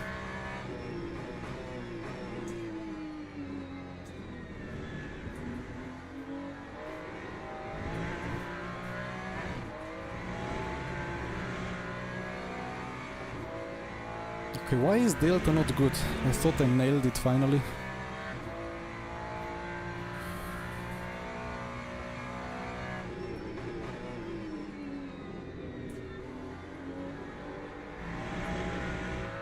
Ah, that's a cut.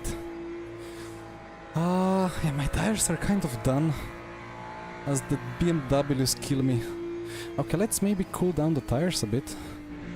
I have one more attempt. Yeah, I mean 34.7 is Ferrari esports, right? I'm glad to take that lap time as a benchmark. Yeah, Fabio, I don't know what I like, but I mean, I know what I like, but I don't know why. It's just like with Mustang, every time I drive Mustang, it's just so pleasant, so nice. And then I jump into Ferrari or McLaren and I just seems like I don't know what I'm doing. So yeah, I seem to do much better with front-engined cars.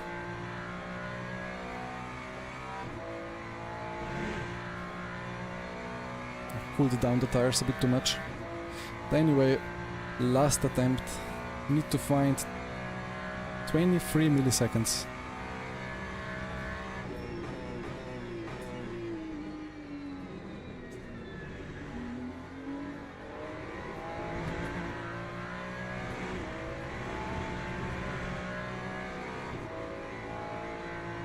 Why is the Delta bad?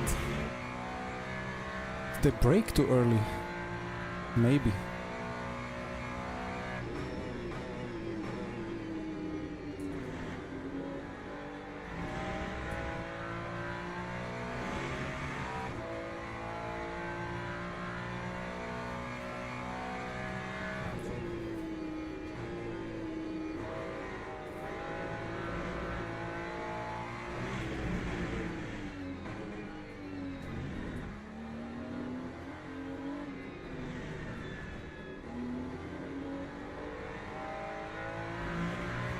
Now the tires are done.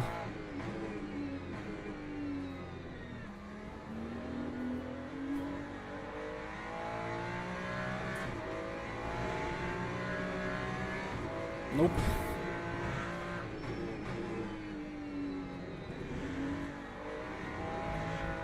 Actually, it was way easier than expected to get it to the temperatures. I should have boxed and went for another set. Should have been easy P2 there. Anyway, it is what it is. And that's a nice drive-through.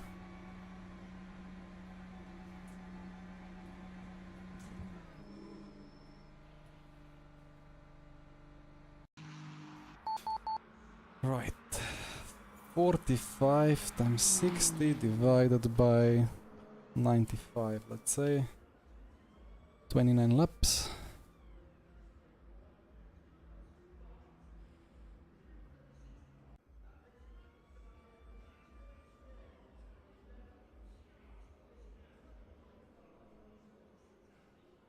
That was weird, like the calculation was different. I think the ratio was... wait. What is my ratio? 0.78.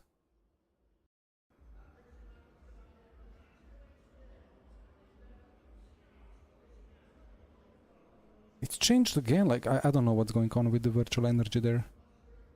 I'm scared now. Anyway. Should be fine for 29.2.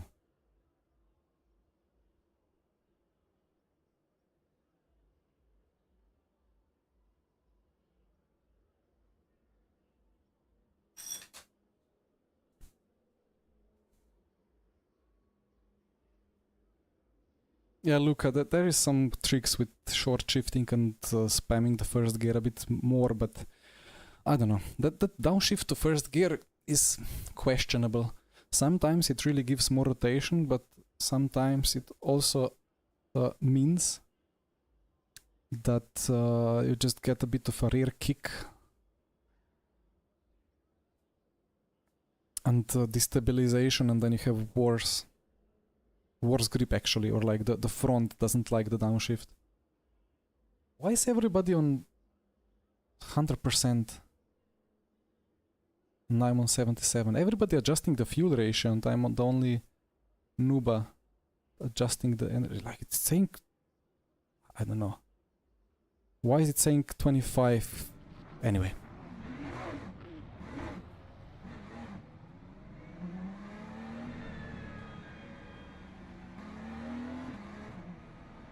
Really, why is the pit stop saying... Might be in trouble here. Hopefully the pit stop fixes itself.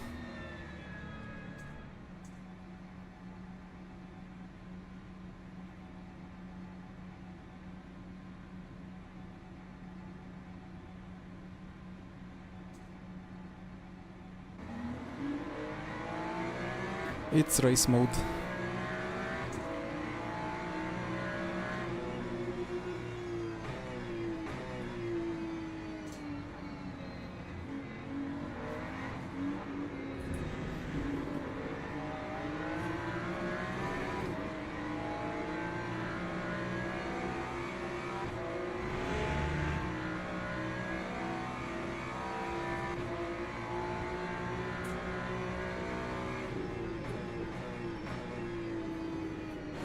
Ah! Primavera! Big dive.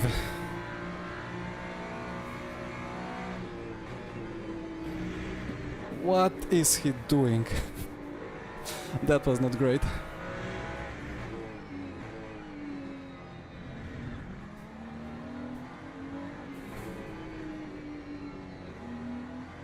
Repair all. I shouldn't really be too much of a damage.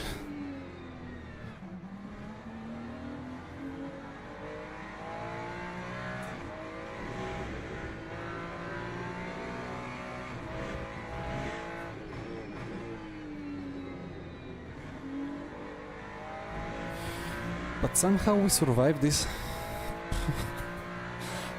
Yeah, that the Ferrari was on a mission.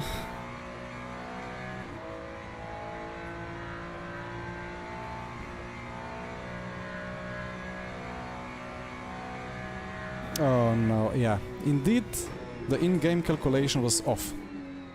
So now I have way too little fuel. Why does that have to happen?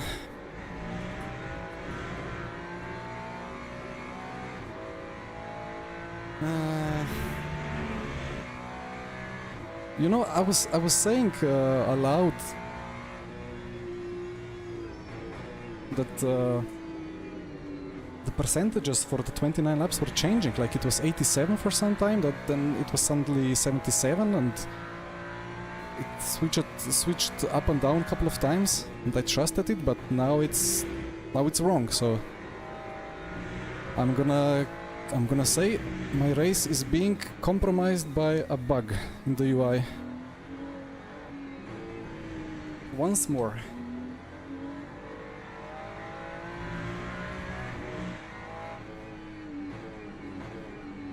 Yeah, I wouldn't be surprised that there are some big protests coming towards the Ferrari.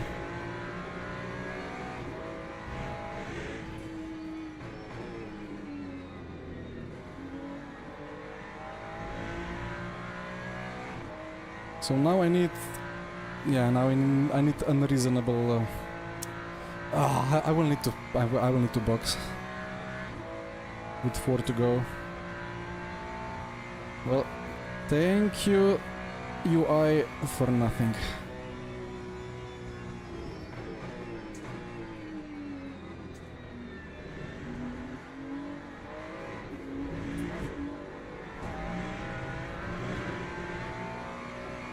Can I actually fuel save my way out of this?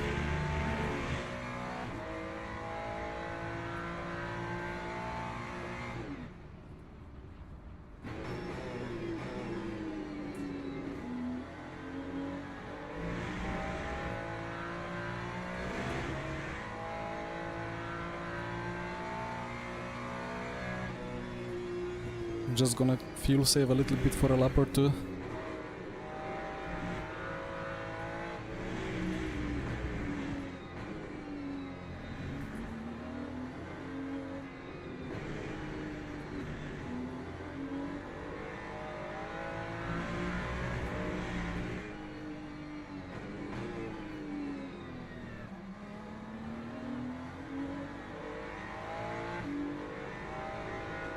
So I need 2.6.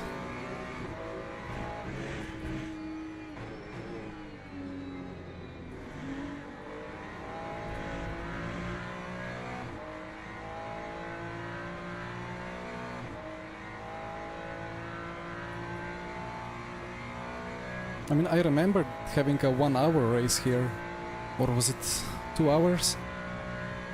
And I did it with 1 hour stints.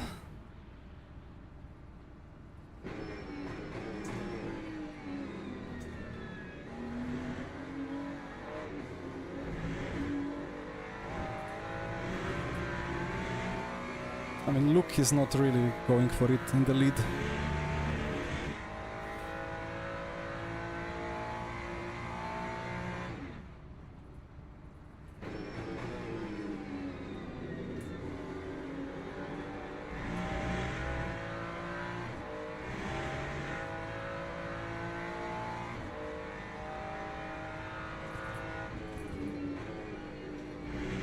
Yeah, I need to save 4 laps of fuel-ish.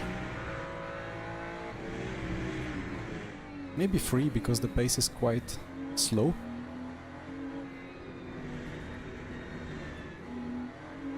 I calculated it's gonna be 29, but at the moment it says 27.1, which should mean it's not gonna be 27, it's gonna be 28 minimum.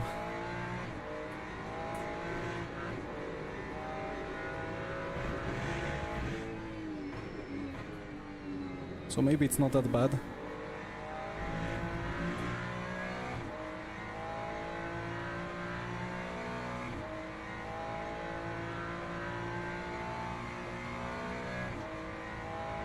Not getting pressured from behind at least, so that's good.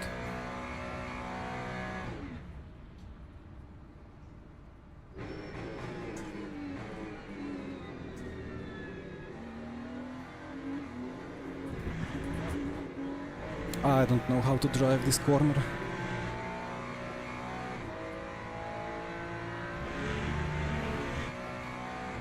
I mean, I kind of misplaced the tiny pedal overlay, right? But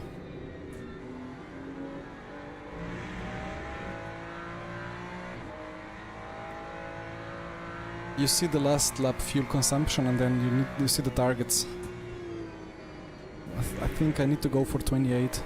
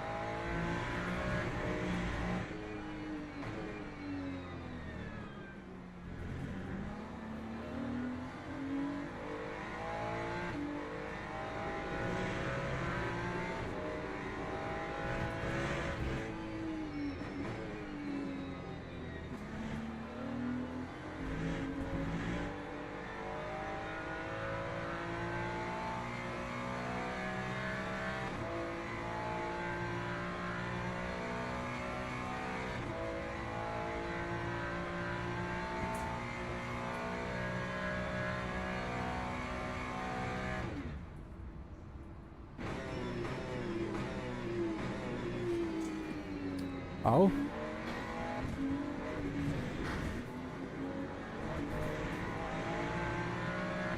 Well, repaid the favor, but now it's the Ferrari from the lap 1 ahead. Ah, this is all disintegrating.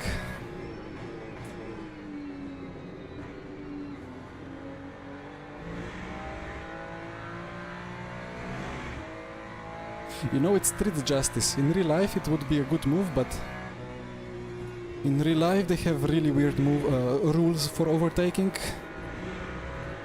which are not the same as the usual sim racing rules.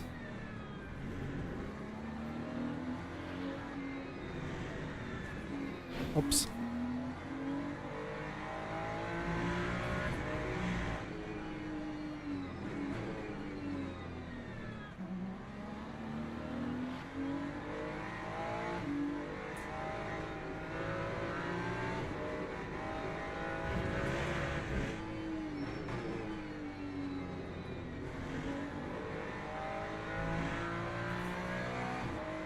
If Primavera goes sufficiently slow, then the slipstream will be quite handy.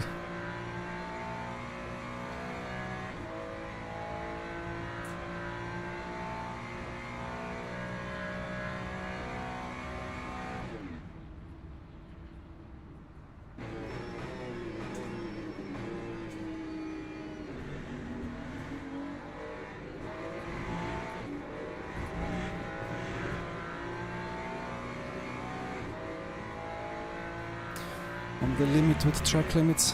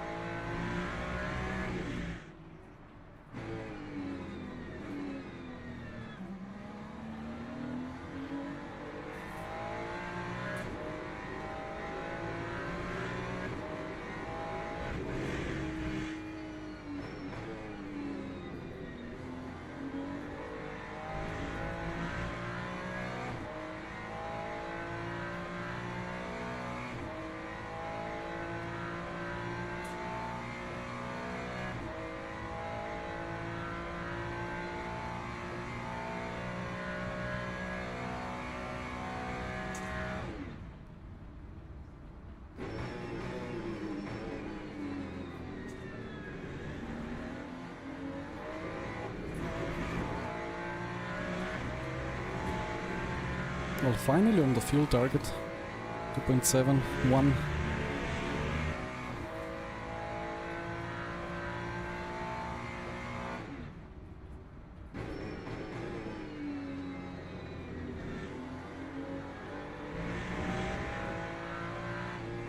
Why was track limit? For what?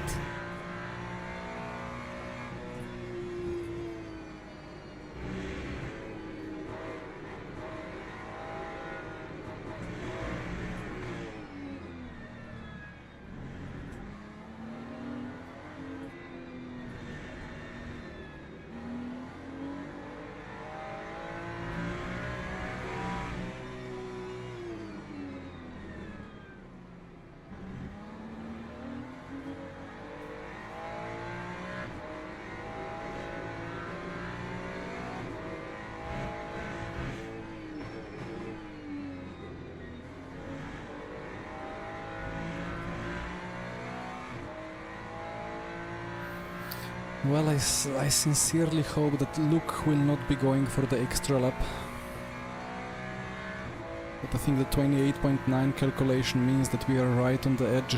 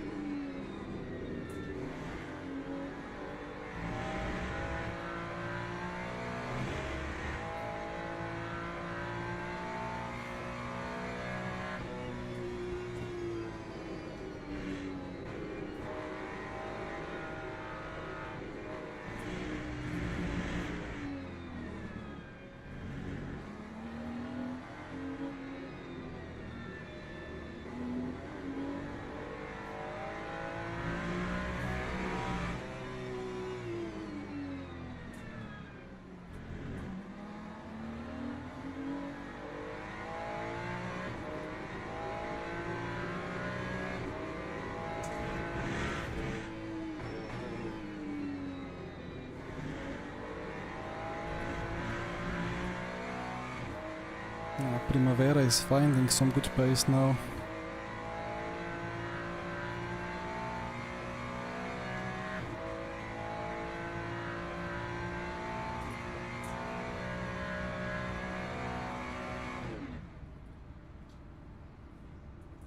And I'm still above the fuel saving threshold. Ay, ay, ay, ay, ay.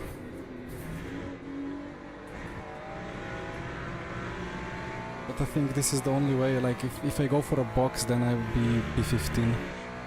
Well, Joao, I trusted the UI with the fuel calculation. Turns out I shouldn't have trusted it. It took 29 laps. In the menu, when I pressed race, it was still 29 in the overlay, but the pit stop was saying as if it was only for 25. And after a lap, everything updated, so it made it clear that that I have too little. So we are fuel saving now.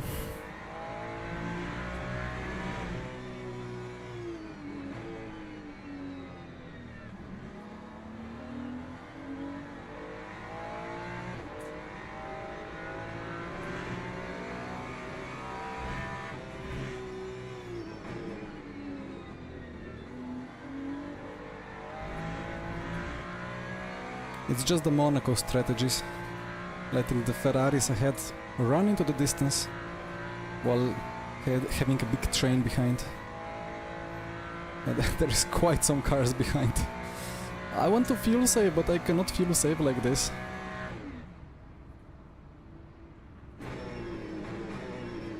And off we go.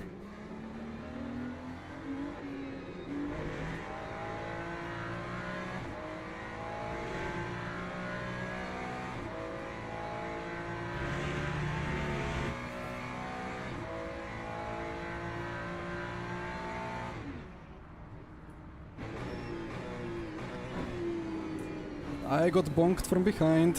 Sorry. Couldn't give space.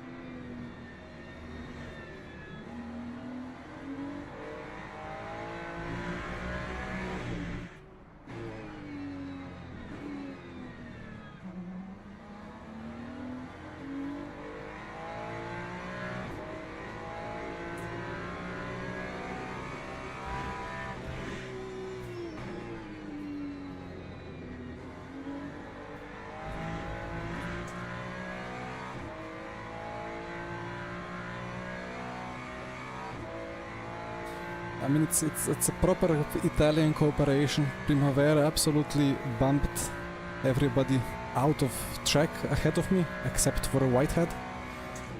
And now I'm letting him drive away into the distance. Well, it just so happens. Oh, finally I'm on target. Or like sub 2.7. Well, I need to... Yeah, actually that was first time under the target. That's great. But to achieve under the target, I had to drive like absolute moron.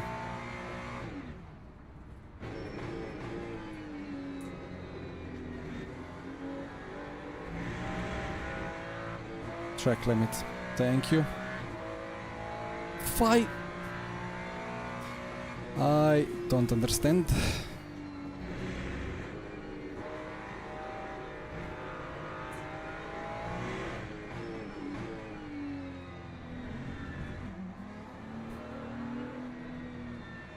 So I don't have any fuel, I don't have any spare cuts. Life is difficult. At least I drive the Ferrari.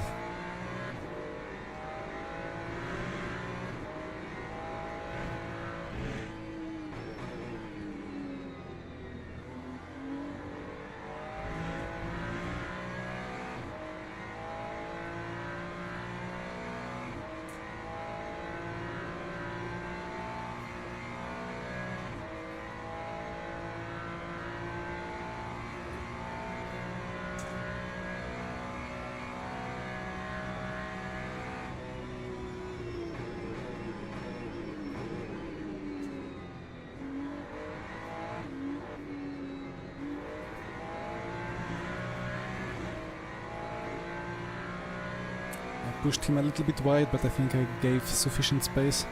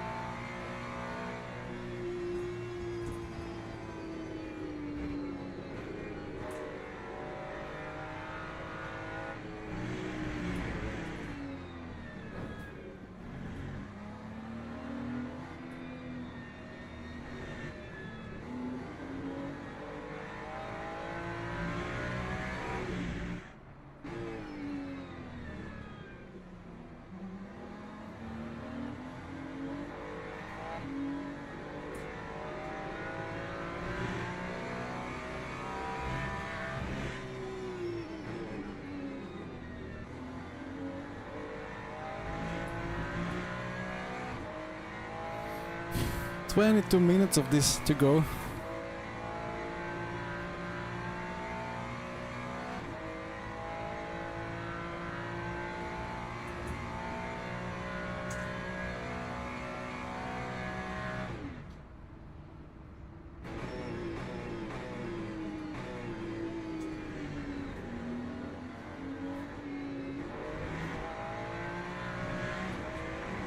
And I need to save more fuel. But where?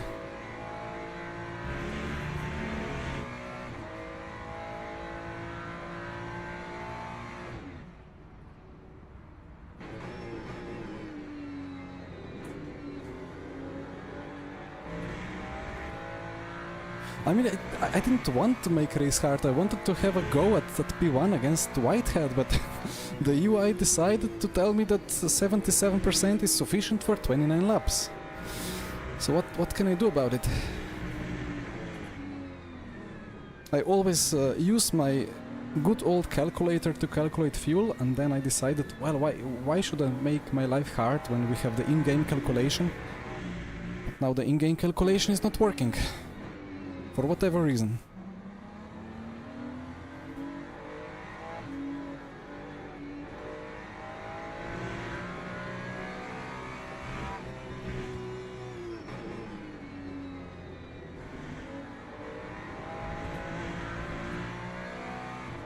Don't show me the track limits, please.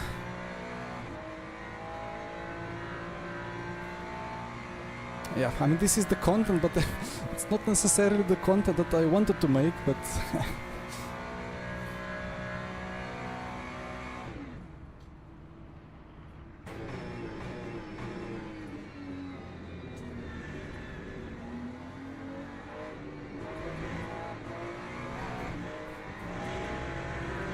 Great exit. I'm gonna be able to save so much fuel now. Oof.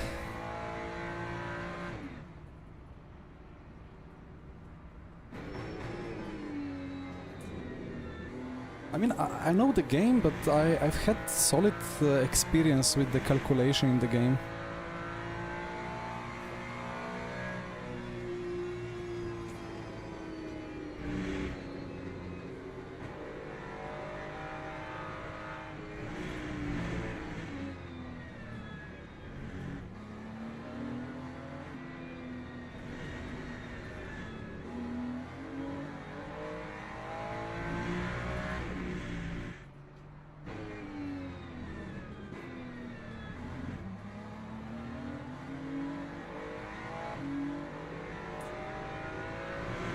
Let's see how much top speed Aston has. Ow.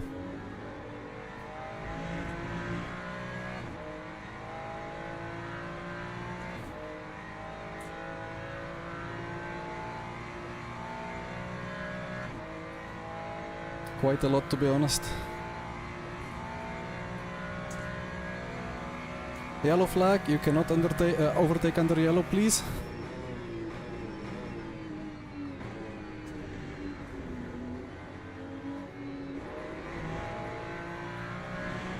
I mean, you can. There is no rule against it.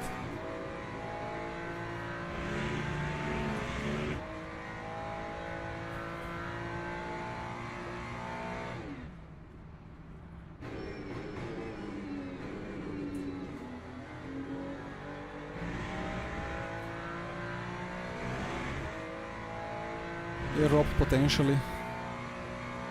I mean, the last lap, I abandoned the last lap, right? I boxed, so maybe that was kind of the reason, partly.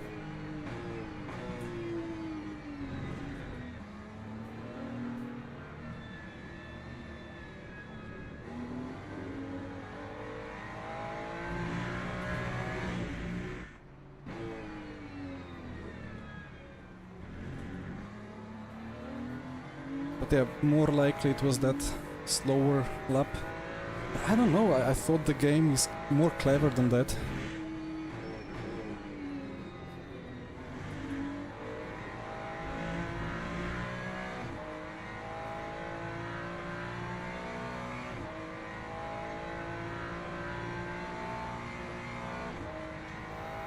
Only 12. I should be 11 to go. I mean, it has to be 11. If it's 12, then I'm in big trouble.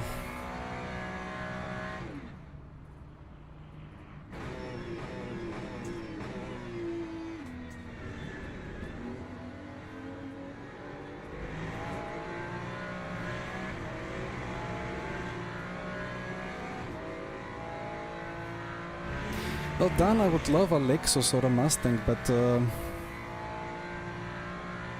stuck with the Ferrari.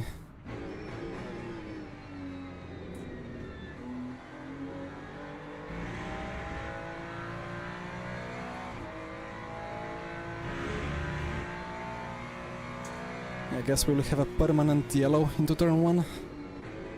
Not that it means much.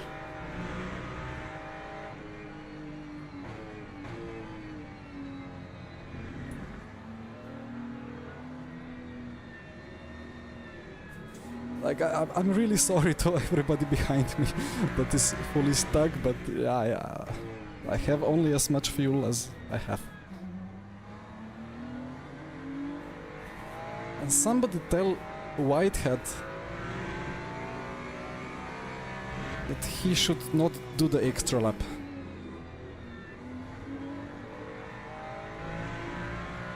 Like, my overlay is still saying 10 to go.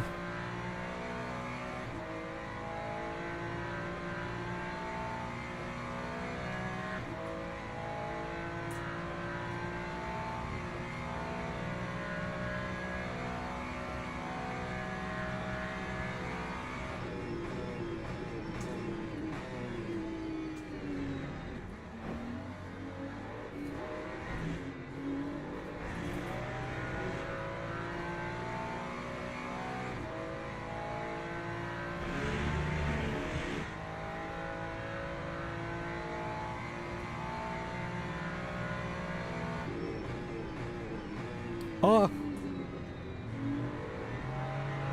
Okay, how does that work? That's how it works.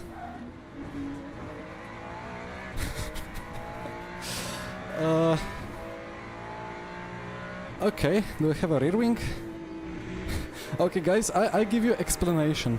There is this collision prevention system. If there is a lag, a car could spawn out of nowhere and spawn inside another car. And then there is a time, like it's a countdown, it's like 5 seconds or so. And if there is still, like I thought it wouldn't enable collisions when the counter goes down, it would still keep the ghosting that's there.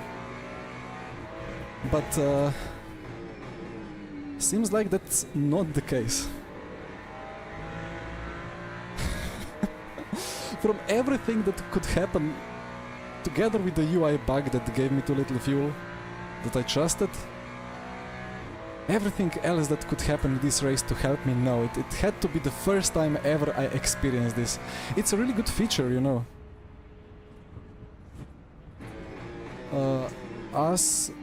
Now yeah, the fuel usage was way over the limit now. But ever since RF2, where we were spawning inside each other and crashing to absolute space, we were crying to get the ghosting enabled, and then finally they did it. But only for first few seconds, and I was like, well, I'm ahead, maybe I'll just keep driving, maybe it will not enable collision, but no, it enabled the collision, and suddenly I had not only one engine but 2 engines over my rear axle. Dear, oh dear.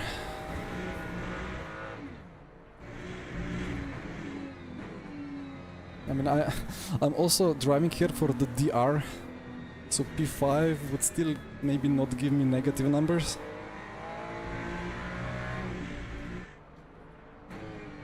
But now I have damage, I don't have fuel, I'm P5, I still have a train of cars behind, although probably everybody has some damage. Oh, and I'm 1 cut away from getting a drive-through anyway.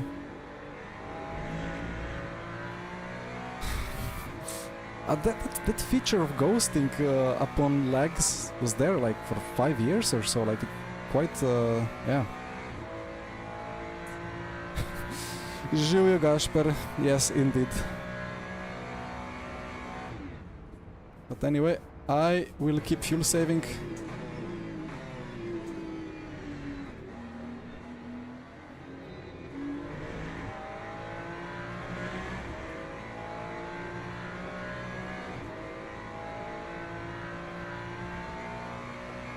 Yeah, the wheel is a bit not straight.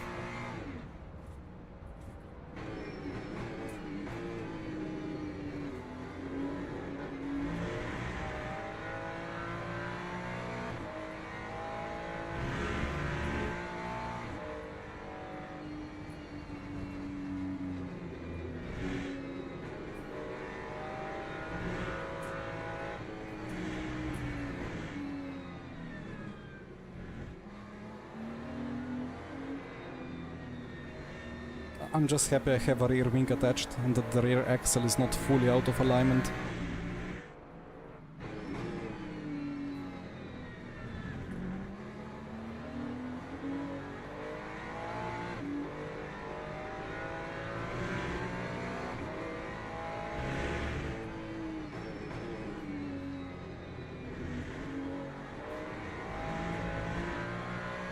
But maybe for round 4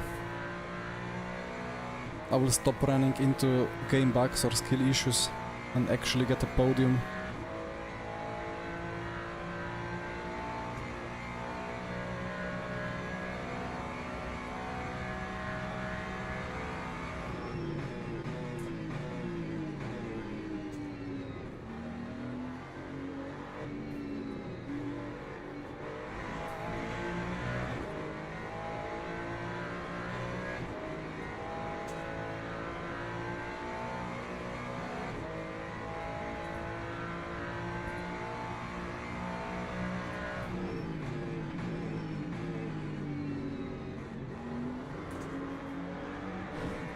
Ow.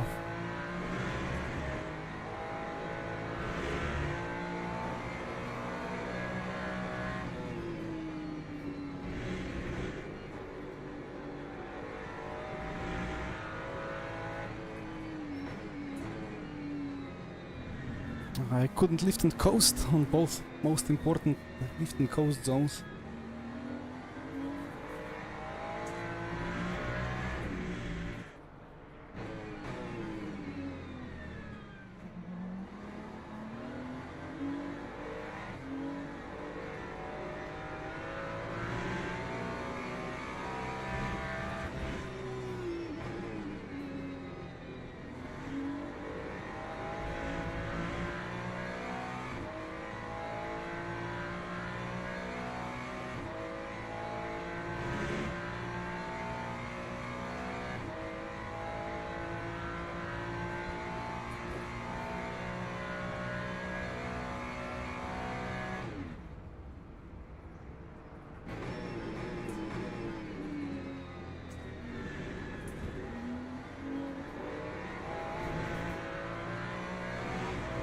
You got to go so sideways to override that inherent front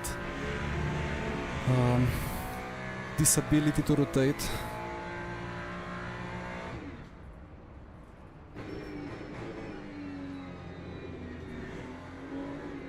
Come on.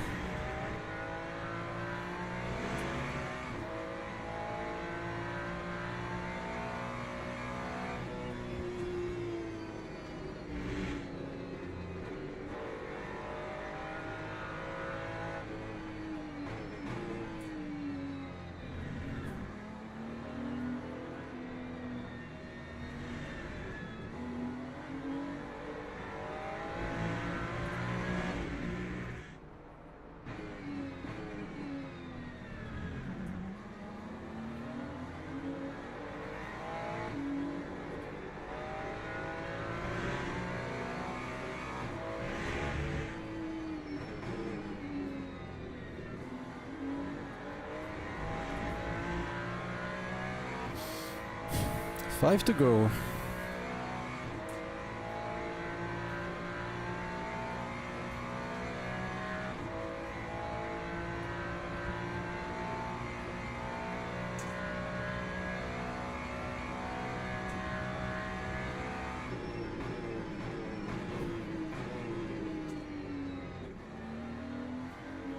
He turned into me,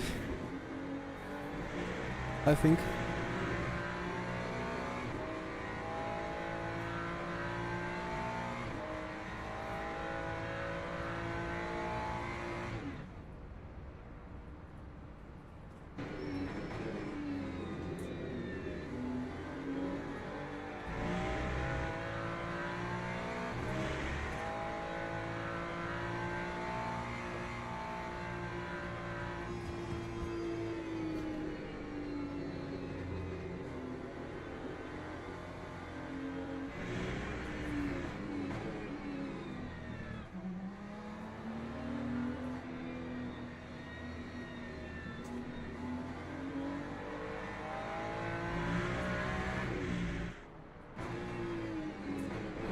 Ow.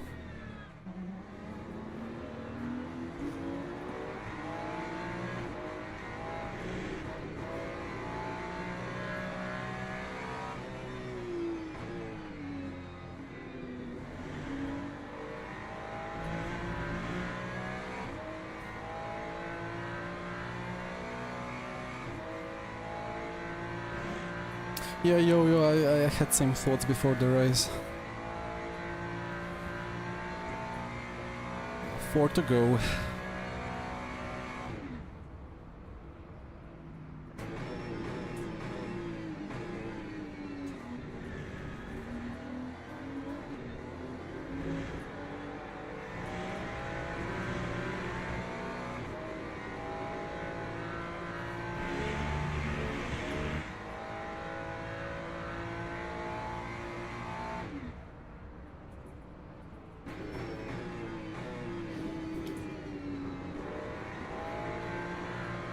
Is he turning into me or what? I don't know, it feels like he always kind of chops across.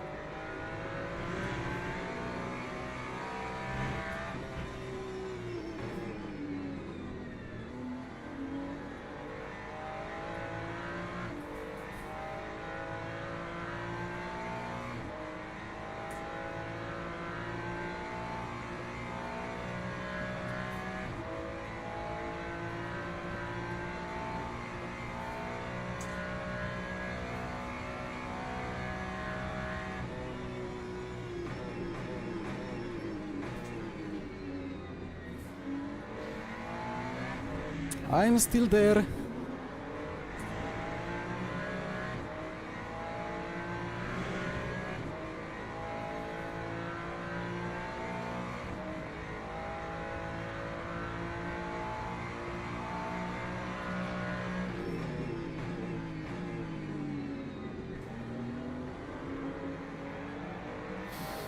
Was that dirty towards sliding into turn 2?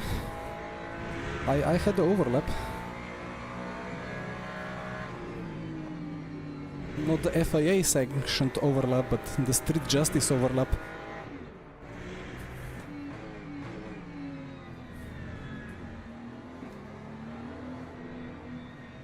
I'm seriously running out of virtual energy.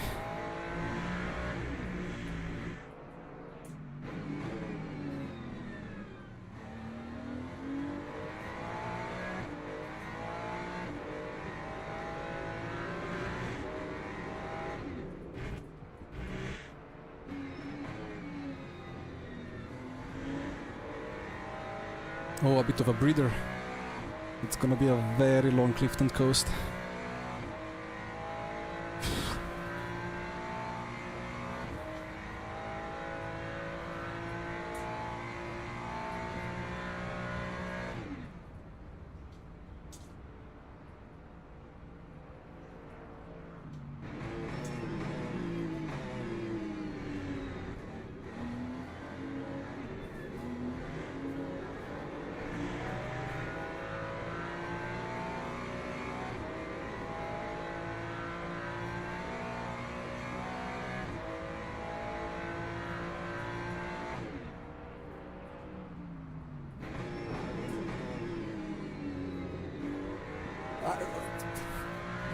I don't know.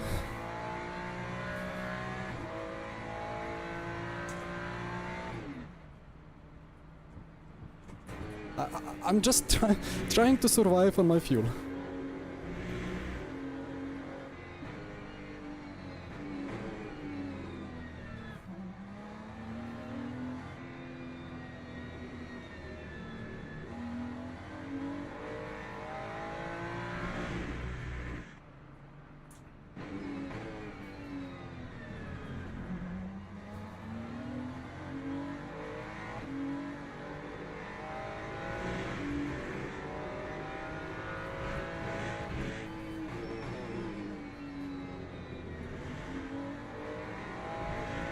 Right, let's see how much fuel we get for the last lap, or rather how much virtual energy.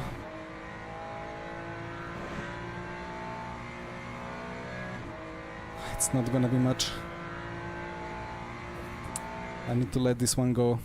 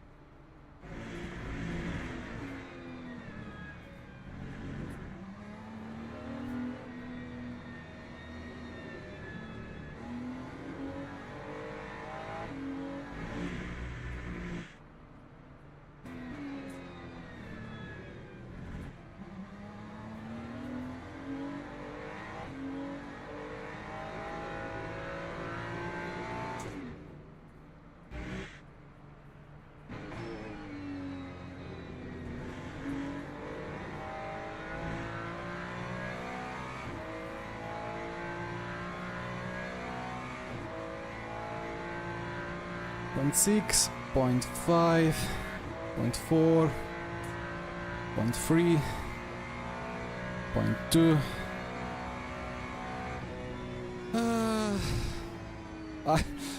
Guys, I'm so sorry. I apologize for all the very, very grey area defending that I did, but that was the only thing I could have done.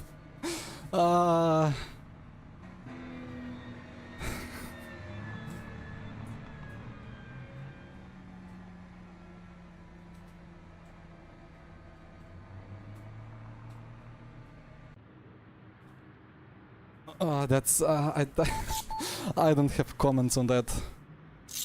Let's see if I still gain some rating from that P6, but you know, like I went here like it was saying, now it's saying 34 laps for 77. But that's, yeah, because it's just taking the last one lap or what's it even taking? Last 3 laps. I thought it was taking like that it was saving in the back end the amount of fuel in the push laps, but I guess it's just taking average of last 3 or what, I don't know. Anyway, it was changing, like I clicked start driving, gridded, clicked escape, and it was already a different number, but I don't know why I trusted it. I shouldn't have trusted it.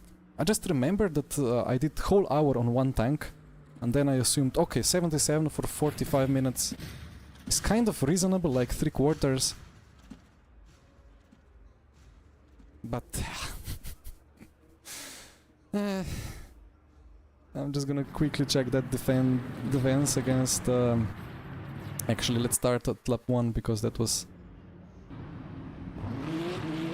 a very weird lap 1. Ferrari moment, double Ferrari moment. And then I try to go for a switchback, but a Ferrari happens. Oh, that looks worse from my side, but like here I was looking like here is my turn in point, like I'm entering the corner, and as I'm entering the corner his teams in. So I don't... I mean, okay. Again, I would say street justice, but... Yeah. Poor Leiden was... Oh, that was done. Okay. Yeah, nah. Maybe Ferrari is just too OP. That was Leiden. Yeah, okay, then many laps of silly defense. And we arrive at this point.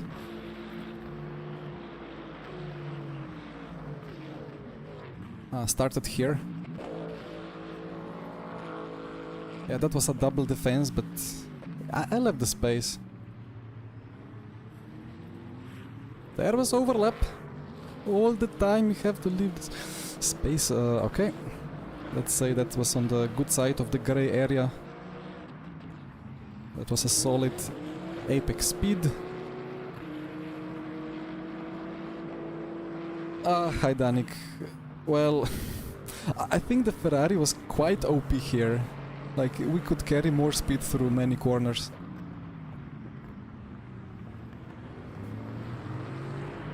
So yes, that's something that one always has to bear in mind, that the apex speeds of different cars, especially on cold tires, can be quite different. I had damage, but it wasn't anything until that big... Ooh! Wait. How to even judge that?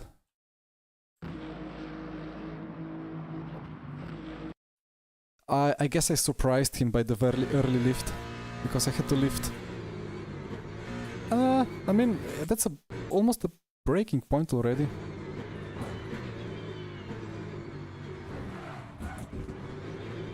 I don't know.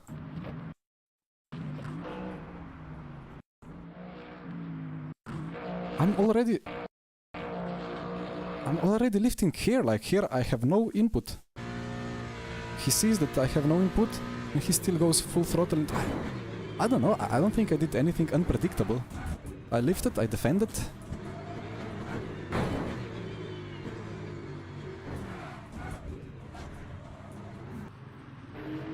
It was surely an aggressive defending, but actually let's check that big crash with Gibo.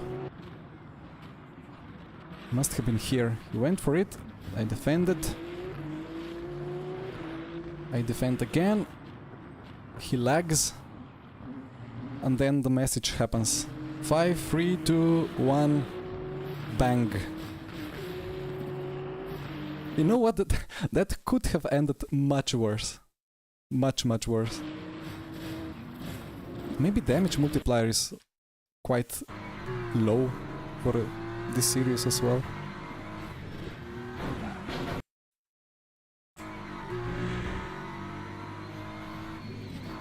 Okay, why flat out? I never understand, like, if you have... I don't know, like, I have survival instincts kicking in if I am in such situation. I just kick the brake, but some people prefer to keep it flat. Well, he lifted last moment, but it was too late.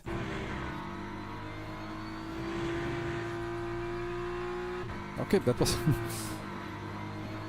that was a nice move from Mitch. As the server decides to shut off.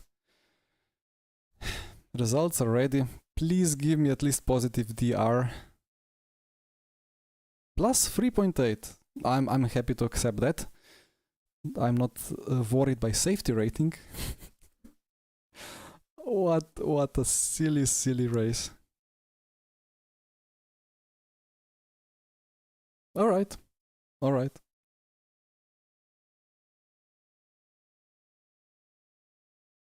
We will have some very big down arrows here. Gibo has lost a lot. Leiden has lost a bit. Only one down error with gold 2 in P14. Alright. DR for the effort. I mean, in the end, you know, look, finish time 45:01. I finished with 45:42. If I just full pushed and got four laps of virtual energy, or could have been 3. 3 times, what did I need, like 3 full push? 9? And that would be like, wait, 9% virtual energy. So 100% takes around 40. So 9% would take around 4 seconds.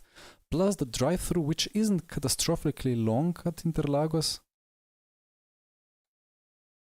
I don't know, with all these clashes and battling, I would probably be better off just accepting the fate. But then everybody else, like I would finish maybe 30 seconds behind, like around here, but then everybody else who I have monumentally held up would be ahead of me. I think this was a solid strategy.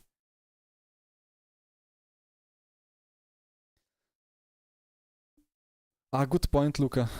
Good point. Yeah, massive shout out to Luke Whitehead. If he decided he wanted the extra lap, which he had no reason for because there was no race for him, he could easily have screwed me over and I would be basically DNF or a lap down. Yeah, I would be 24th, 23rd.